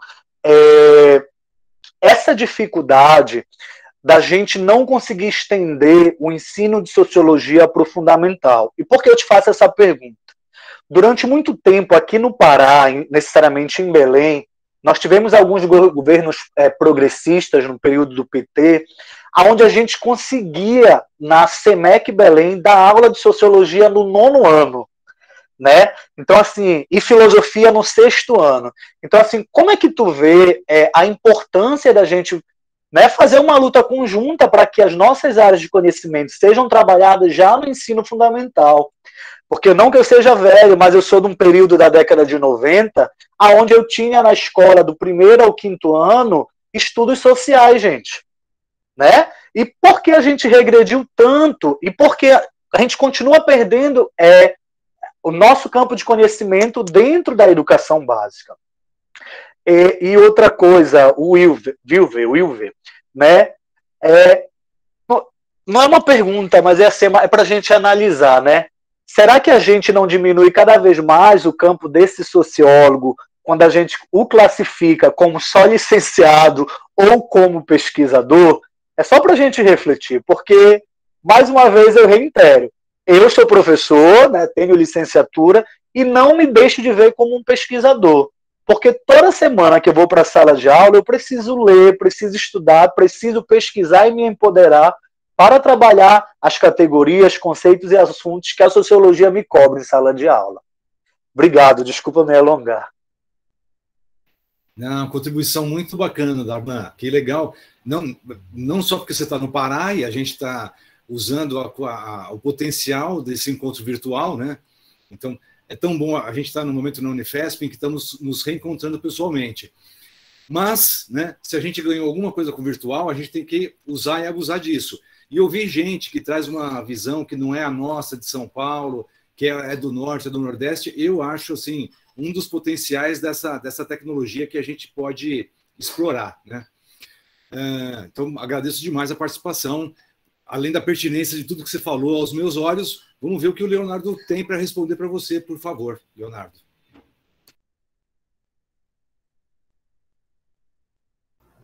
Legal essa questão que o Darlan colocou, porque, de fato, a gente tem essa separação, né? Agora, a própria formação em ciências sociais já separa, né, o pesquisador do professor. Inclusive, eu diria também o contrário, né? Porque o pesquisador na carreira acadêmica, ele precisa dar aula também na universidade, né? Então, eu acho essa separação, eu sou contra, radicalmente contra. Inclusive, sem falar de questões práticas, né? Porque geram uma série de burocracias e incertezas e angústias. Eu acho que os calouros vão notar isso. E agora, o que eu faço? Né? Nossa época a gente não tinha isso. Não, vou fazer os dois. A opção que você tinha é de fazer só o bacharel, né? E não a licenciatura. Mas se houvesse a licenciatura, era necessário fazer o bacharelado. Então, eu sou contra também. Eu acho que ela gera muita confusão. E eu acho que fragmenta a formação, né, do professor ou do pesquisador, não importa. Com relação à dificuldade, olha, o ensino fundamental, eu de fato não conhecia praticamente nada, né, só alguns relatos, mas depois que eu fui para a coordenação, eu tenho que lidar também com alunos do ensino fundamental, e eu, a princípio, eu estou gostando muito. Eu tinha até um certo preconceito, a criança, como que ensina? Deve ser dificílimo, meu Deus. A criança não para, meu Deus. Mas, inclusive, esses dias eu entro em sala de aula também para dar umas aulas, porque alguns professores faltam, né? E a gente, para não deixá-los sozinhos, eu tenho entrado em sala de aula. Eu só entrei nos 9º anos até agora, e foi maravilhoso. Assim, né? Eles perguntam muito. Se você não souber organizar a sala, você não dá aula, porque é muita pergunta, é muita curiosidade. Eu acho que seria um ganho fantástico. A princípio, eu pensava que, eu acho que a filosofia seria mais interessante do que a sociologia. A sociologia, como ela trabalha questões mais, eu acho mais, entre aspas, científicas e específicas, como é uma ciência, tem um objeto específico, né? Eu sempre pensei que ela era necessária para o ensino médio, mas a filosofia, como ela trabalha categorias gerais, a filosofia não tem um objeto de estudo, né? Eu acho que o ensino médio seria fantástico. Mas depois que eu tive contato com o fundamental, eles são fantásticos. Perguntam a todo momento, são muito curiosos. Eu acho que seria um trabalho interessantíssimo. Agora, claro, essa perspectiva, né? Como fazer, o que seria, aí eu não saberia falar, porque a gente estaria no campo da especulação, não temos experiência no Brasil, né? Acho que uma prefeitura ou outra, mas isso não leva em conta. É necessário que o sistema de educação esteja organizado no sentido de, né, ter a sociologia no ensino fundamental. Mas, a princípio, eu diria que seria um ganho fantástico. Assim. É isso. Obrigado, Leonardo. Wilver? Bom, em relação a se a gente não peca por dividir essa coisa toda entre bacharelado e licenciatura, eu não sei, eu sou suspeito para falar porque eu fiz os dois. Então, hoje, se eu falar, não, é legal dividir, tipo, tá, mas na sua época você não pensava isso. E, enfim. Mas eu acho que é uma questão mesmo de ganhos e perdas. Digo, uma coisa que um ganho interessante, eu acho, que quando a gente institucionaliza mais a questão do bacharelado, é que a gente vai ganhando um lugar profissional, entre aspas. Digo, eu não sei até o quanto isso vinga, né, o quanto é possível, mas a gente não tem uma associação de classe forte a ponto de você conseguir ter determinadas atividades que são só realizadas por cientistas sociais. E fazer coleta, se só cientistas sociais fizerem coleta, mesmo que for essa coleta básica, o resultado em geral é melhor. E abriria mais espaço para os alunos, tornaria as ciências sociais uma carreira mais clara para o que você vai fazer na sua vida. Ou porque você quer da sua vida. Mas não que a gente saiba o que a gente quer da vida. Mas, a princípio, assim. Mas eu acho que um ganho é esse, né? E outro ganho também, pelo menos da minha experiência da Unifesp, em fazer licenciatura e bacharelado, a sensação que eu fiquei é que talvez as coisas se atropelavam muito. Se eu acho que tivesse uma formação mais separada, mais organizada nesse sentido, e acho que isso não foi uma questão do curso mesmo, mas uma dificuldade minha, que eu era muito jovem para conseguir me organizar e, enfim, aproveitar melhor as matérias, né? Mas eu não consigo dizer, assim, nesse sentido, o que é superior ou inferior em termos de, sei lá, de uma questão pedagógica mesmo. Agora, sobre o professor ser um pesquisador, sim, sem dúvida. Digo, tanto que o combustível de perguntas da nossa área, de inquietações de pessoas, de cientistas, que, em geral, os professores estão em contato, né? Por mais que eu faça uma coisa mais de gabinete, eu acho, de pegar os dados e analisar, mas isso eu acho que mais profissionalmente. Mas e a campo é fundamental. E a gente traz essa experiência dos professores, inclusive com dados trazidos por eles, seria muito mais interessante. Agora, a questão toda é como a gente faz isso. E, enfim, é isso. Léo, você quer complementar aí a sua resposta, né? Deixa eu só agradecer o Darlan, que ele fez uma provocação que, no fundo, era o que a gente queria fazer com essa mesa, né? Falando dessa distinção e das contribuições entre essas duas formas, né, de formação, a gente queria problematizar a distinção e ver se, de fato, isso reverberava, né? Muito obrigada, Darlan, pela sua fala, pela sua contribuição. Vai lá, Léo. Só complementar, que eu havia dito a questão do Freud, né? Mas o Freud, ele dava ele fazia uma proposta nessa situação, né? Que ele falava que, de fato, o aluno, a princípio, é o professor, a personalidade, né? É uma coisa muito afetiva, mas, diante dessa situação, o professor teria que encaminhá-lo, né? No sentido de que, olha, você não gosta de mim, Léo, você gosta da sociologia, né? Claro que isso é um processo, e eu achei fantástico, falei, nossa, é isso, porque senão a gente fica, como nós somos, os professores são narcisistas, em geral, né? Ele trazer o aluno para ele, não, você gosta de mim, eu sou demais, eu sou... E o Freud falou, não é assim, né? A gente tem que ir para, né, no caso, a matéria, a ciência, e eu acho que isso é um caminho fantástico, porque senão a gente vê bastante professores que usam desse carisma para agregar aluno em volta dele, mas não no sentido pedagógico, né? Porque uma escola é isso, né? Então, eu acho essa proposta fantástica do Freud, né? Entre aspas, sublimar essa paixão pela personalidade do professor para a sociologia, no nosso caso, né, para a ciência em geral. Eu queria falar algo sobre isso. Na verdade, eu pesquisei rapidamente e não consegui chegar ao número e ao ano da lei.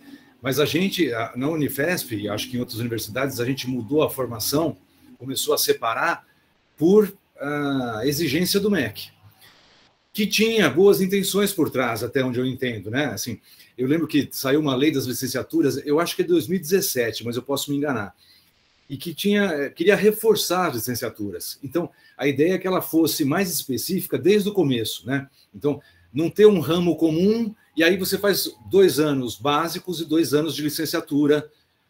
A ideia é que a licenciatura começasse no semestre 0, né? No semestre 1, no semestre 2. Então, havia uma preocupação de reforçar, inclusive, o impacto disso na educação básica. Agora, eu lembro que na Unifesp mesmo, quando a gente começou a implementar isso, de fato, e fazer editais para separar licenciatura e bacharelado, já havia outra lei, né? A gente já tinha que atender outras exigências legais. Então, da parte do MEC, as coisas são feitas até boas intenções se perdem facilmente porque não tem continuidade no tempo em que isso ainda era buscado e que as pessoas não estavam mais preocupadas com barras de ouro, né? Então, embora eu também concorde que na nossa prática isso não é separado, eu preciso trazer para cá que havia essa boa intenção por trás quando isso foi gestado, né?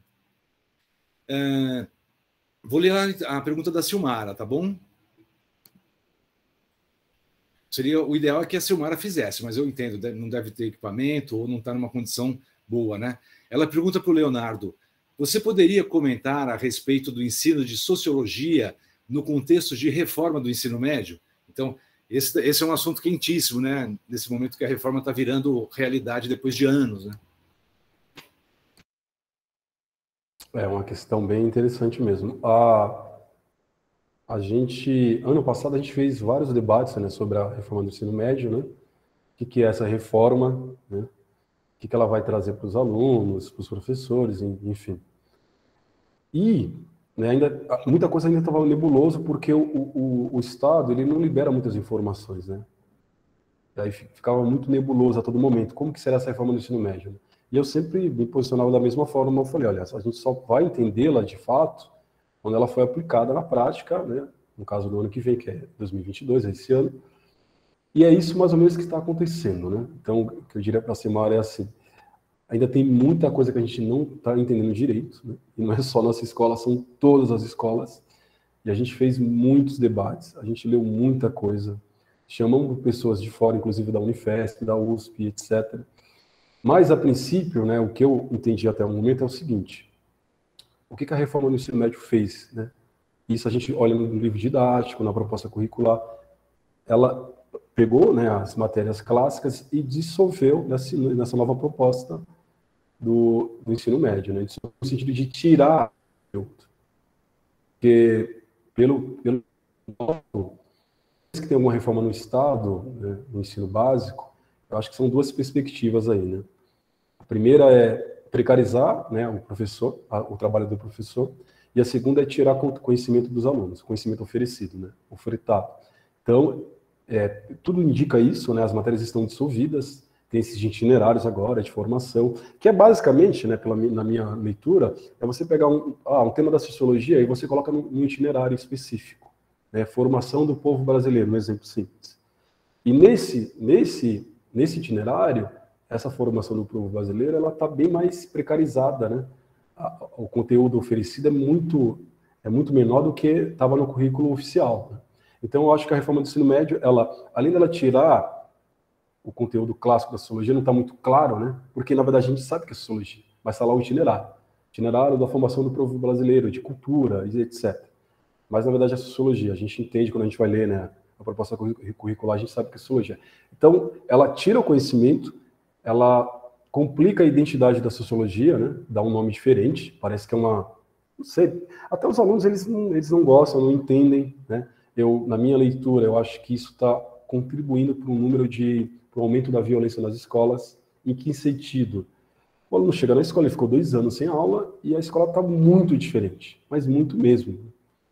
Umas matérias, sem sentido nenhum, né? Sem tradição, né? Sem fundamento. Então, isso eu acho que contribui bastante. Mas, a princípio, eu diria isso para a Silmara, ela tirou o conteúdo da sociologia ofertado, e também ela dissolveu nesses itinerários, né, e acabou causando uma confusão, porque, na verdade, se a gente for analisar, se vocês tiverem um dia contato com os itinerários, são 10 ao total, se eu não me engano, e a escola poderia, né, os alunos poderiam escolher, enfim. Acho que não cabe a gente explicar aqui o processo burocrático. Mas o conteúdo da sociologia está dissolvido, né, nesses itinerários, mas está com outro nome lá. E o conteúdo, os conceitos estão menores. Então, eu acho que é isso que por enquanto eu posso falar. Mas, claro, ainda tem muita coisa que a gente não sabe. Ainda está muito nebuloso. E não é só a gente, é a escola inteira, é a diretoria de ensino, enfim. Está muito nebuloso essa reforma. Tem um comentário no chat. Vou ler o do Daniel Vasques primeiro, que está com calouros e caloras. Colegas, vamos desconectar aqui para iniciar outra atividade. Parabéns, Leonardo e Wilver. Excelente mesa. Abraços.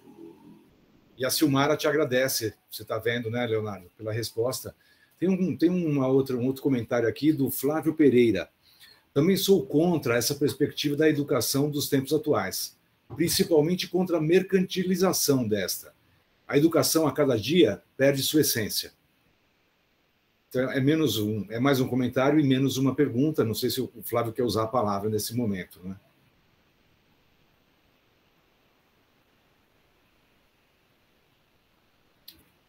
Acho que não. Eu vou me inscrever. Você ia falar alguma coisa, André? Eu vou me inscrever para fazer outra pergunta.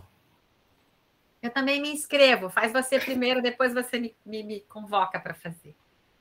Tá ok. Então, eu vou ser indiscreto, né? Vou ser abelhudo e vou perguntar assim, vamos falar um pouco de dinheiro, gente. Então, eu entendo que na hora que a gente está falando de vocação, de carreira, de escolha, isso tem um peso diferente, né? Conforme as suas próprias possibilidades, de onde você vem, os seus sonhos, suas possibilidades e o seu passado, né? Assim, se você tem que ajudar a família ou não tem, se você tem que ganhar hoje, ou se você pode, por exemplo, se dedicar a fazer um mestrado, um doutorado, pensando em ganhar lá na frente. Eu queria que vocês, assim, tanto quanto possível, não estou perguntando quanto vocês ganham, o Wilver e Leonardo, né? Mas que vocês ajudassem, assim, cheguei agora na faculdade, né? Na universidade, estou estudando Ciências Sociais. O que eu posso esperar em matéria de remuneração, sei lá, usual e potencial, tanto na área da licenciatura quanto na área do bacharelado, ou no amálgama dos dois, né? Me fala um pouco disso, vocês. Me falem, por favor. Vou dar a palavra primeiro para o Leonardo.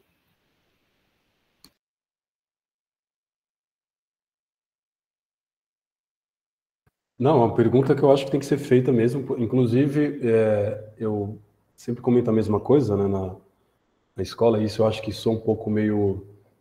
Eu acho que gera um pouco de incômodo, né? Porque quando alguém pergunta, né, o que é ser professor? Eu falo, uma profissão, um trabalho. Não tem nada além disso. O resto, para mim, é mitologia, ideologia barata, esse mito do missionário, aquele professor que vai lá e vai mudar a vida. Para mim é um trabalho, né? Ponto. Né? Agora, claro, esse trabalho tem questões concretas, né? Específicas da carreira, mas eu encaro como ele é, um trabalho. Não encaro como uma missão, como um papel. E, sobretudo, isso eu acho que se incomoda porque, sobretudo no Brasil, né, a gente tem uma formação que nossos primeiros professores foram jesuítas, é a coisa da missão, e isso eu acho que ficou, né? Com todo o processo histórico. É aquele missionário, o que você vai dar aula? Aí, às vezes, a resposta é muito subjetiva. Eu vejo como uma profissão um trabalho. Inclusive, eu acho que encarar a profissão docente como um trabalho, eu acho que ajuda bastante em outras coisas que formação, né? O próprio estresse da sala de aula, lá nos corredores, é um trabalho, né? Como trabalho, eu entrei no Estado em 2012, né? Então fazem 10 anos, esse ano, então, fazer 10 anos que eu estou trabalhando. Naquele momento, para a gente, né, quando a gente começou a dar aula, a remuneração era ótima, né? A gente tinha acabado, eu estava com, acho que 25 anos, isso mesmo, 25 anos, sou com 35, né? 25 anos, então era muito boa para a gente, né? Isso eu também acho que motivou nossa continuidade no Estado, só que desses 10 anos, houve um processo de precarização, como sempre há, né? Sobretudo porque, né, claro, tem inflação e etc., e o Estado, né, o governo de São Paulo não acompanhou essas tabelas. Então, alguns economistas, professores do sindicato, alguns defendem que nosso salário real, não o nominal, né, como dizem os liberais, o real, ele está em 50% desvalorizado, 50% a 70% desvalorizado. Claro, esse ano teve alguns aumentos, o Dória fez um plano de carreira aí que a gente, a princípio, é muito crítico com relação a ele. De fato, vai aumentar a renda do professor, mas aquilo não é salário, né? É gratificação, então isso tem uma diferença, parece só técnica e burocrática, mas não é. Por exemplo, né, quando o professor se aposenta, essa gratificação ela vai embora. Então, isso pesa bastante, um exemplo clássico. Então, a princípio, a gente é contra, é crítico, né? Mas, enfim, a minha postura diante do Estado, quando tem mudança, é a mesma. Vamos esperar a prática, vamos esperar para ver como que vai ser de fato. Porque a gente pega o texto, pega o decreto, a solução, lê, ainda fica muito abstrato, né? Então, a gente vai esperar um pouco. Mas eu acho que desvalorizou muito dos anos que eu entrei para cá, né? E a perspectiva, eu não sei, isso é uma coisa muito nebulosa. O que a gente tem, e isso é complicado, falando da mercantilização, né? O Flávio, eu acho, colocou aí, essa lógica empresarial, né? Dentro da dentro da profissão. Isso, eu acho que é o principal fator de precarização. E essa lógica, ela vai desde a profissão, né, as condições da profissão, o plano de carreira, a sala de aula, como eu havia dito, né, o aluno começa a se comportar como um cliente. A gente vê alguns casos específicos, são pontuais, mas eu tenho um certo medo de que isso vire uma tendência, né? Como isso acontece nas escolas particulares, por exemplo. Eu estou pagando seu salário, que é uma coisa... Eu, particularmente, não aguentaria ouvir isso. Jamais. Então eu vou embora. Por isso que eu não dei aula em particular até hoje por isso. Tive algumas propostas, eu falei, não dá para ouvir isso. Agora, tem um lado interessante também. A gente tem claro, quem é concursado, a gente tem a estabilidade, a gente tem uma flexibilidade de horário, a gente pode trabalhar de manhã, de tarde, de noite, a depender do professor e da escola. Nós podemos trabalhar do lado da nossa casa, sempre tem escola próxima, né? Tem essas questões também. Tinha outras questões que o governo Dória, infelizmente, tirou também, que eram interessantíssimas, né? Abonada, que são faltas que não tem desconto, eram 6 por ano, ele tirou no passado, e outras questões. Então, eu acho que isso, eu jamais vou falar, faça ou não faça isso, não faço isso. Eu sempre fico em cima do muro, não vou falar. Eu vou falar, é isso aqui, tá? Às vezes o estagiário, Léo, eu vou para a docência, não vou falar isso. Acho isso muito complexo, acho muito difícil falar para alguém, faça isso, faça aquilo. Eu não faço isso. O que eu faço, eu dou o relato da minha experiência. Mas o outro é um indivíduo, não sei. Ele é uma história que pode ter uma experiência muito diferente. Então, mas eu entendo essa angústia. O pessoal pergunta direto, como eu faço isso ou faço aquilo? Eu não sei. A minha resposta é não sei. Vou te relatar o que eu vivi, né? É isso. Muito bom, Leonardo. O Wilver, quer falar sobre isso? Está ficando rico? Muito.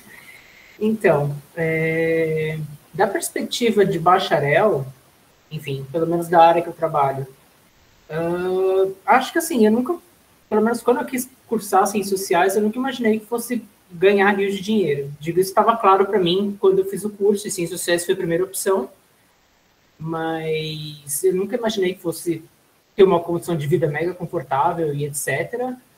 Mas, como eu posso dizer, acho que dá para... não dá para, tipo, fazer tudo que as outras pessoas fazem. Mas depende também, como você falou, muito do que a pessoa quer.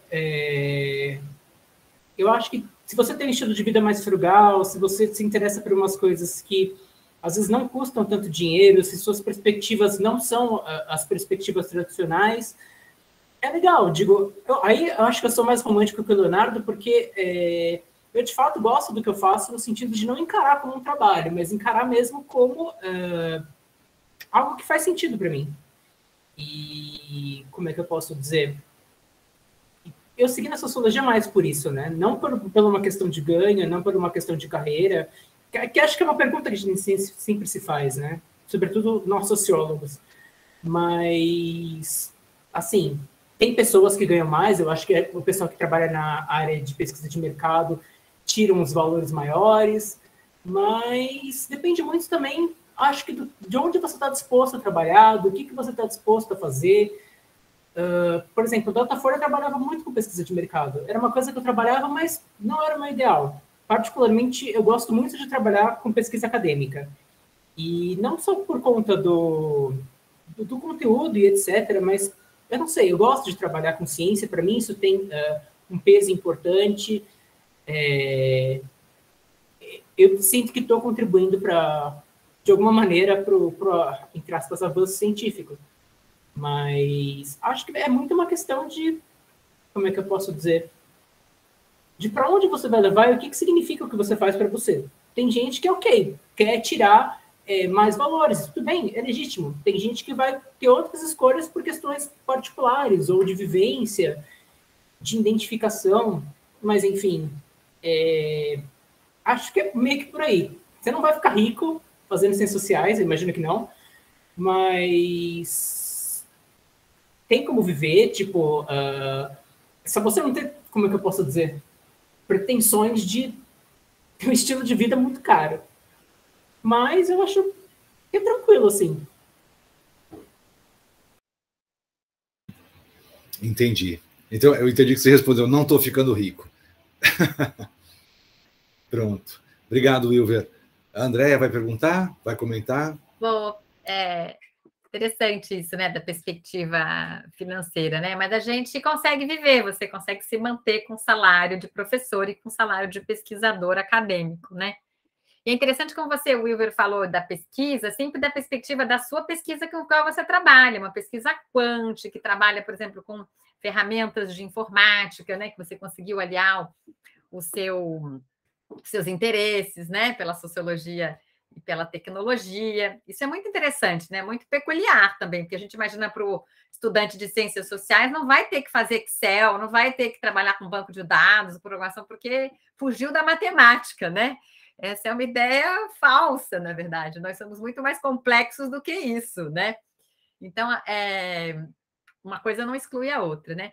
E aí, sobre isso, pensar nesses caminhos, né? De novo, pegando a provocação lá do Darlan, que, na prática, as duas formações elas não estão tão separadas assim, né? É claro que para você dar aula no ensino fundamental, né? Ou no ensino médio que a gente pode dar. Bom, precisa ter licenciatura. Você só com bacharelado não consegue, né, pleitear um lugar como professor. Acho que nem na escola privada aceita, né? Antigamente aceitava, mas acho que agora nem assim, né? Tem que fazer licenciatura.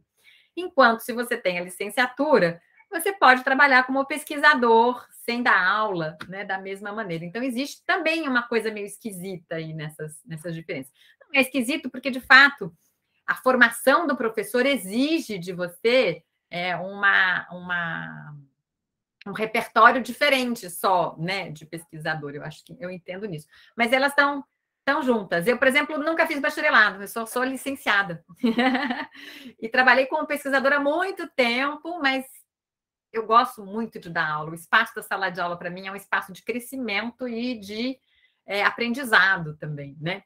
Como o da pesquisa também mas aí tem essa coisa que o Leonardo falou, né? A gente não tem uma coisa dos desejos, mas tem a vida concreta, a realidade. Às vezes são oportunidades que aparecem para você e você vai tentando lidar com os desejos e com as oportunidades e as questões que a realidade te oferece, né?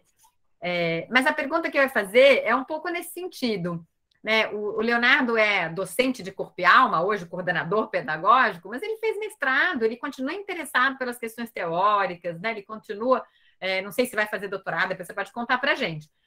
Como é que é essa coisa do Leonardo que pesquisa, que fez uma dissertação, sobre o que foi a sua dissertação, como é que foi conciliar o trabalho de professor, né? Você acha que essas duas atividades se alimentam uma a outra, a sala de aula e a pesquisa? E para o Wilver a mesma coisa, né? Você não dá aula, mas como é que o mestrado alimenta o seu trabalho na pesquisa, como pesquisador quant em outras áreas do conhecimento, não necessariamente nas ciências sociais, e vice-versa, né? Eu queria que você falasse um pouco sobre isso.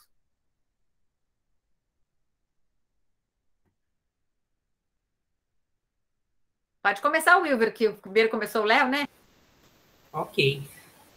Bom, assim, eu trabalho muito com pesquisa quant, acho que também por conta dessa facilidade, né? Mas a minha pesquisa não tem muita coisa de quant no que eu quero verificar. Eu estou sempre estudando relações entre alunos, na graduação estudei evasão, e a minha interpretação foi muito mais de uma perspectiva de disputa simbólica, de disputa de significado na Unifesp. No mestrado eu também queria estudar as posições de prestígio e, enfim, de desprestígio nas diferentes áreas de educação. E a ideia era comparar cursos da FLESH com cursos da EPM e ver quais eram as motivações dos alunos, né? E agora eu estou estudando os alunos da medicina, a carreira da medicina mais especificamente, justamente por conta da entrada dos alunos cotistas. Então, como é que isso se reorganiza, né? Digo, porque é um perfil completamente diferente de alunos. E as questões são, mas eles vão para as mesmas especializações? Eles vão para as áreas que são mais valorizadas em termos de capital financeiro? Eles vão para as áreas mais valorizadas em termos de capital simbólico? Eles vão querer retribuir o que eles, enfim, que a sociedade, entre aspas, deu para eles. Então, assim, acho que a minha perspectiva mesmo na sociologia, por mais que eu me interessasse muito por educação, e não sei, um dia eu quero dar aula, mas eu estava muito mais ligado a uma coisa toda de uma análise sociológica mesmo da educação.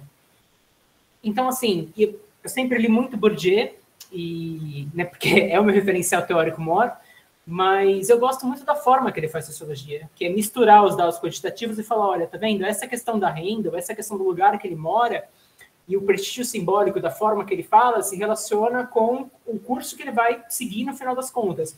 Ou, como é que eu posso dizer, se ele vai escolher uma área de prestígio ou não, se essa pessoa vai ficar numa área econômica ou cultural. Então, como é que eu posso dizer? Eu acho que, assim, eu trabalho como pesquisador quant, porque não é uma coisa que eu sei fazer, mas as minhas questões vão sempre no outro lado. Muito mais para essa coisa toda de entender o ambiente escolar, entender essas diferenças, esses conflitos, e, enfim, como estudar com base nas características sociológicas, né? E aí, bom, eu também tive uma experiência difícil na escola, de uma maneira geral. Então, acho que é um ambiente um pouco ainda insalubre para mim. E, nesse sentido, ficar na área da pesquisa é um pouco mais confortável, estar nessa terceira pessoa é um pouco mais confortável. Mas também, provavelmente, foi isso que me fez ter esse interesse justamente em pesquisar isso.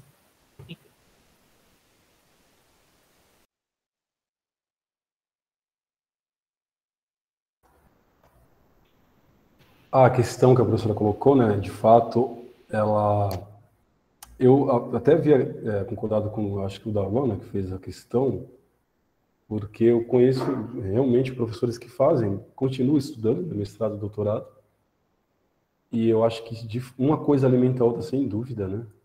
Sobretudo, principalmente, a continuação dos estudos, né, dentro da sala de aula. Eu acho que isso é fantástico, assim. Eu fiz o meu TCC na área de Sociologia do Trabalho, né? Eu já estava, naquele momento, eu estava encaminhando para um mestrado, etc., mas ocorreu uma série de questões que acho que não vale a pena falar aqui. E eu também tinha essa perspectiva da pesquisa, porque eu gosto muito de estudar, de ler, escrever, é uma coisa que me dá muito prazer mesmo. Assim.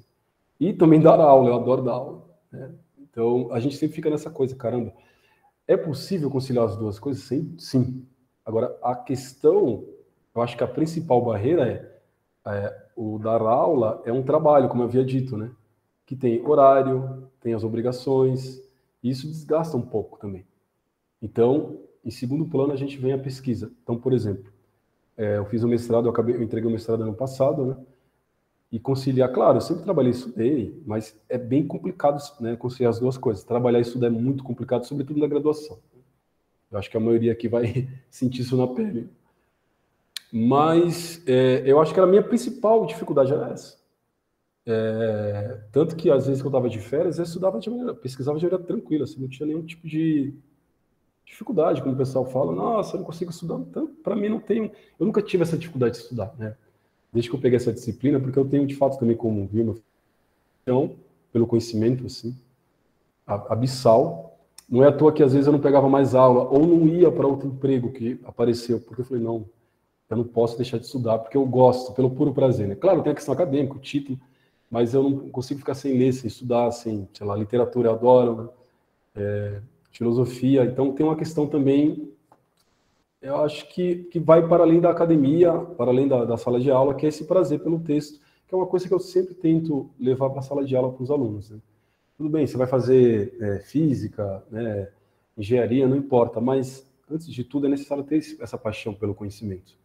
Inclusive, eu acho que o pessoal que está aqui, né, eu acho que quem vai fazer ciências sociais e não tem paixão pelo conhecimento, está perdido. Né? Tem que ter paixão pelos clássicos. E clássico, antes de tudo clássico. Eu vou falar isso porque eu acho que o pessoal que vai entrar aqui vai ouvir um monte de autores, conceitos que em 2, 3 anos ninguém vai ouvir falar. Então, foca nos clássicos aí que é inquestionável. Assim, os clássicos e os contemporâneos. Né? Então, eu acho que tem que ter esse prazer, essa paixão, porque o estudo, para mim, né? Mas eu acho que não só para mim, ele dá sentido para a vida também. Né? Conhecer o mundo dá sentido para a vida, assim, é um prazer inquestionável a leitura de um autor, e quando você começa a entender aquele conceito, que demora muito, que é um processo, nossa, é uma felicidade absurda. Acho que muita gente vai experimentar isso aqui. E na nossa época tinha muito isso, a gente debatia muito, conversava, lia, e etc. E eu acho que isso também foi um pouco... Eu acho que faltou mais orientação. Olha, tudo bem, vocês adoram isso, mas faz orientação científica, faz isso aqui. Essa falta de orientação nossa, hoje eu vejo que ela foi uma lacuna. Tinha muita paixão pelos textos, pela teoria, pelo debate, mas muita mesmo, assim, né? É à toa que a gente, por exemplo, né, um exemplo simples, antes das aulas, aulas, sei lá, de antropologia, professor Andréa, vamos ler o texto e debater entre a gente. Por exemplo, a gente teve uma época que a gente fazia bastante isso. Grupos de estudos, vários, né? E isso foi muito rico, né? Essa leitura, esse estudo, para além também da academia, né? Eu acho que isso enriquece muita gente, né? Grupos de estudos, essa paixão, tem que ter paixão, gente. Não tem, é impossível, né? Dar aula, ler texto, tem que ter paixão, senão acho que a coisa não vai. E eu via muito isso, algumas pessoas que queriam na época, isso não era a maioria, de fato era a minoria, mas aquelas pessoas que já estavam encaminhando para pesquisa acadêmica, eu não sentia muita paixão, né? Eu achava muito frio a relação que eles tinham com a graduação. Muito fria, muito organizada. Vou fazer isso, vou fazer aquilo. Eu falei, caramba, mas você já sabe tudo que você vai fazer, cara. Você já está com o percurso corrido, já está... Acho isso meio chato, assim, né? Claro, também fica muito solto, né? Mas se a gente ficar em dúvida, eu acho que é melhor seguir essa questão mais do afeto mesmo. Ó. Eu gosto de estudar ciências sociais, eu gosto de ler o texto, eu gosto de debater. Isso dá sentido para mim. Quantas aulas a gente... na nossa época, tinha aula até 11 horas da noite, sexta-feira. A gente ficava pela aula, o professor, aí depois ia para as festas, enfim. Então, isso tudo, acho que pesou bastante, né? Mas a questão do doutorado, eu penso em fazer, não agora, não, jamais eu faria um doutorado nesse momento, né? Devido à cobrança, essa conciliação de estudo e trabalho é muito complicado. Mas futuramente, claro que eu penso em fazer sim, né? Depois vai bater aquela coisa, e agora? O que eu vou fazer da minha vida? Sempre vem isso. Não vou fazer, não quero mais, mas sempre vem, é clássico. Legal, já estou com mestrado, estou trabalhando, mas e agora, né? Falta mais alguma coisa. Aí a gente inventa um doutorado. É isso. Bom, por toda essa paixão que você tem pelos estudos, acho que você vai acabar fazendo um doutorado mesmo. Você não vai ficar satisfeito só parando por aí. Mas super obrigada, acho que a gente está ficando já em cima da hora, mas não sei se mais alguém aqui do público queria comentar, fazer mais uma pergunta. A Andréia falou, muito bom, em relação ao comentário, acho que do Leonardo. Mas pensando, acho que, não sei se todo mundo aqui é veterano, se são de fora, de outros cursos, que eu acho que os calouros não estão mais aqui, já tiveram que se desconectar, né?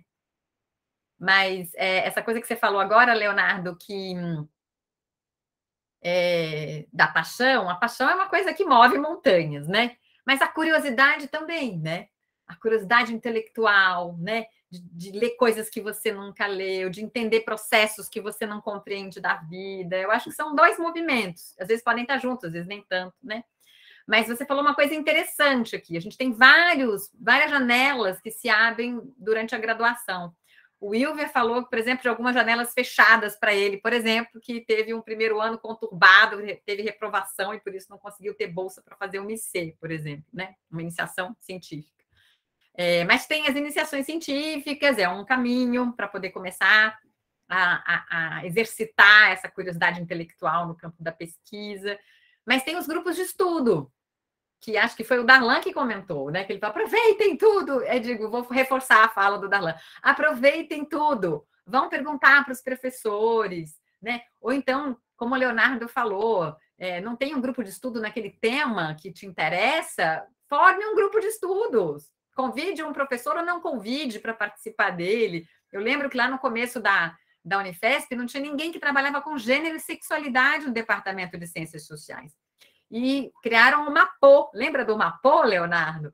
Foi um grupo de estudos sobre gênero e sexualidade, só de estudantes, incrível! E aí, como não tinha nenhum docente na Unifesp lá no comecinho, 2007, 2008, 2009, eles convidavam docentes de outras universidades para dar palestra, fizeram, acho que uns 3 ou 4 congressos, seminários, mesas incríveis. Aí, com o tempo, foram chegando docentes que trabalhavam com essa temática, e aí agora tem grupos e tal. Mas, então, aproveitem as oportunidades, né? Procurem saber dos grupos de pesquisa, dos professores, dos temas de pesquisa dos professores, né? Porque é uma oportunidade, se não for fazer um IC, pelo menos estudar com outros colegas, com um grupo que se interessa pelos mesmos temas ou mesmas teorias que você. E pode experimentar também, né? Essa é uma coisa que eu sempre falo para quem está entrando. Não precisa saber, entrando no curso de Ciências Sociais, se você quer antropologia, ou sociologia ou ciência política. Você pode experimentar, né? Experimentar, frequentar um grupo, fazer um grupo de estudos aqui e tal, e aí vai sentindo, né? Qual é o caminho que bate mais lá na sua paixão ou na sua curiosidade intelectual, ou nas duas, né? Eu não sei. Mas acho que queria super agradecer o Leonardo e o Iver, a quem esteve presente aqui na mesa de hoje, porque eu acho que é um debate muito pertinente. Como o Leonardo falou, a gente não fala muito da profissionalização e nem dessa distinção que existe, mas a gente até não entende muito bem para que ela existe, né, entre licenciatura e bacharelado, né? Tem uma função que é da formação do professor, eu acho que isso não é menor, mas não impede, né, que esse professor continue sendo um pesquisador, e nem que um pesquisador um dia queira se tornar um professor, porque para dar aula na universidade não é necessário ter licenciatura, por exemplo, né? Para quem não sabe disso. É necessário no ensino médio e fundamental, mas não na universidade. Não sei se o Rogério quer falar mais alguma coisa para encerrar. Não, só agradecer a presença do Wilver, do Leonardo, agradecer a parceria com você, Andréa, e dizer que, de fato, eu que já estou na área, acho que aprendi bastante. Então, acho que nosso evento visitou pontos muito importantes para quem está chegando agora nas ciências sociais e tratou da informação, mas também da reflexão. Então, só agradecer e dizer que eu estou bem feliz com nossa conversa coletiva aqui. Obrigado. Obrigada. Então, acho que a gente pode encerrar por aqui. Alguém quer comentar? Olha, Gessina, Vitória e Andréia também gostaram. Talvez o Wilber e Leonardo mesmo queiram ter umas últimas palavras, né? Isso, beleza. Muito bem.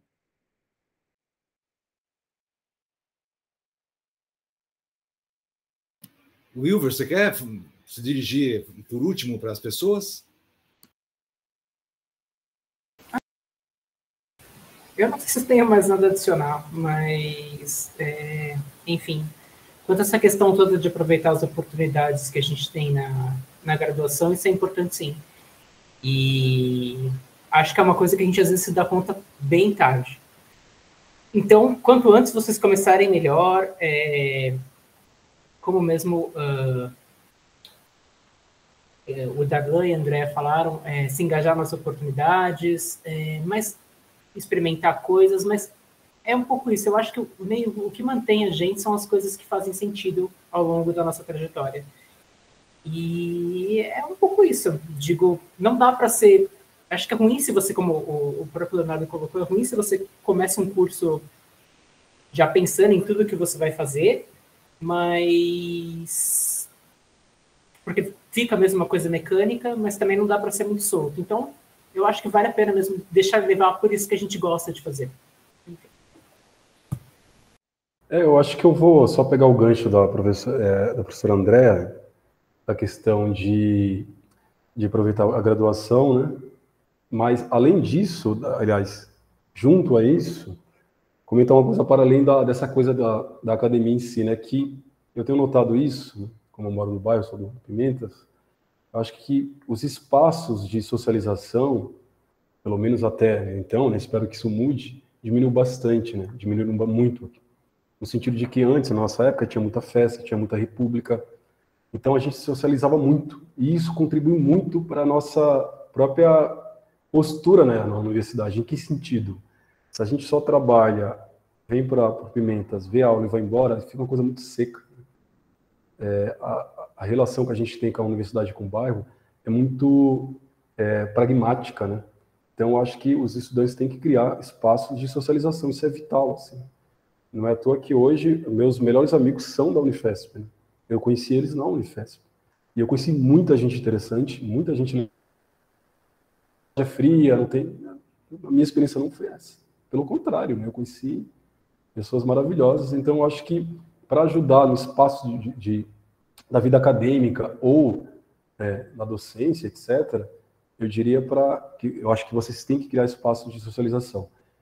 E também, por último, finalizando, a graduação, eu acho que uma vez um professor falou isso, eu não lembro quem foi, se foi o Paulo Pérez, não lembro agora qual foi o professor que falou isso pra gente.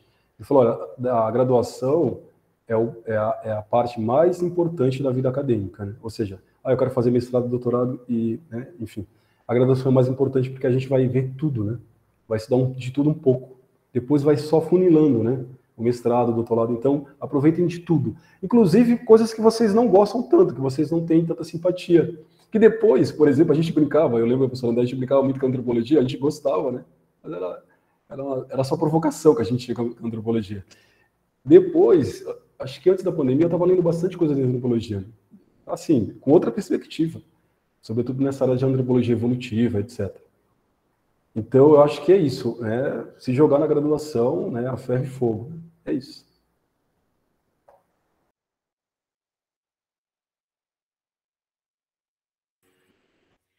Vamos ver se agora, retomando a presencial, esses espaços de sociabilidade, eles voltam a acontecer, porque eu acho que a maior perda que a gente teve não foi nem tanto conteúdo, né, nos 2 anos à distância. Eu acho que foi o espaço de troca, que é tão formativo, como você falou, o informal, né, nos corredores, no café, no bar, né, quanto o espaço da sala de aula, né? Tomara que aos poucos também se retome, né, essa experiência mais de socialização. Eu acho importante também. Bom, então vou encerrar, né? Agradeço a todos e vou começar a desligar o equipamento, tá? Vou parar a gravação. Tchau, gente. Obrigada. Tchau. Venham na próxima mesa. Vai ser muito legal também. Tchau.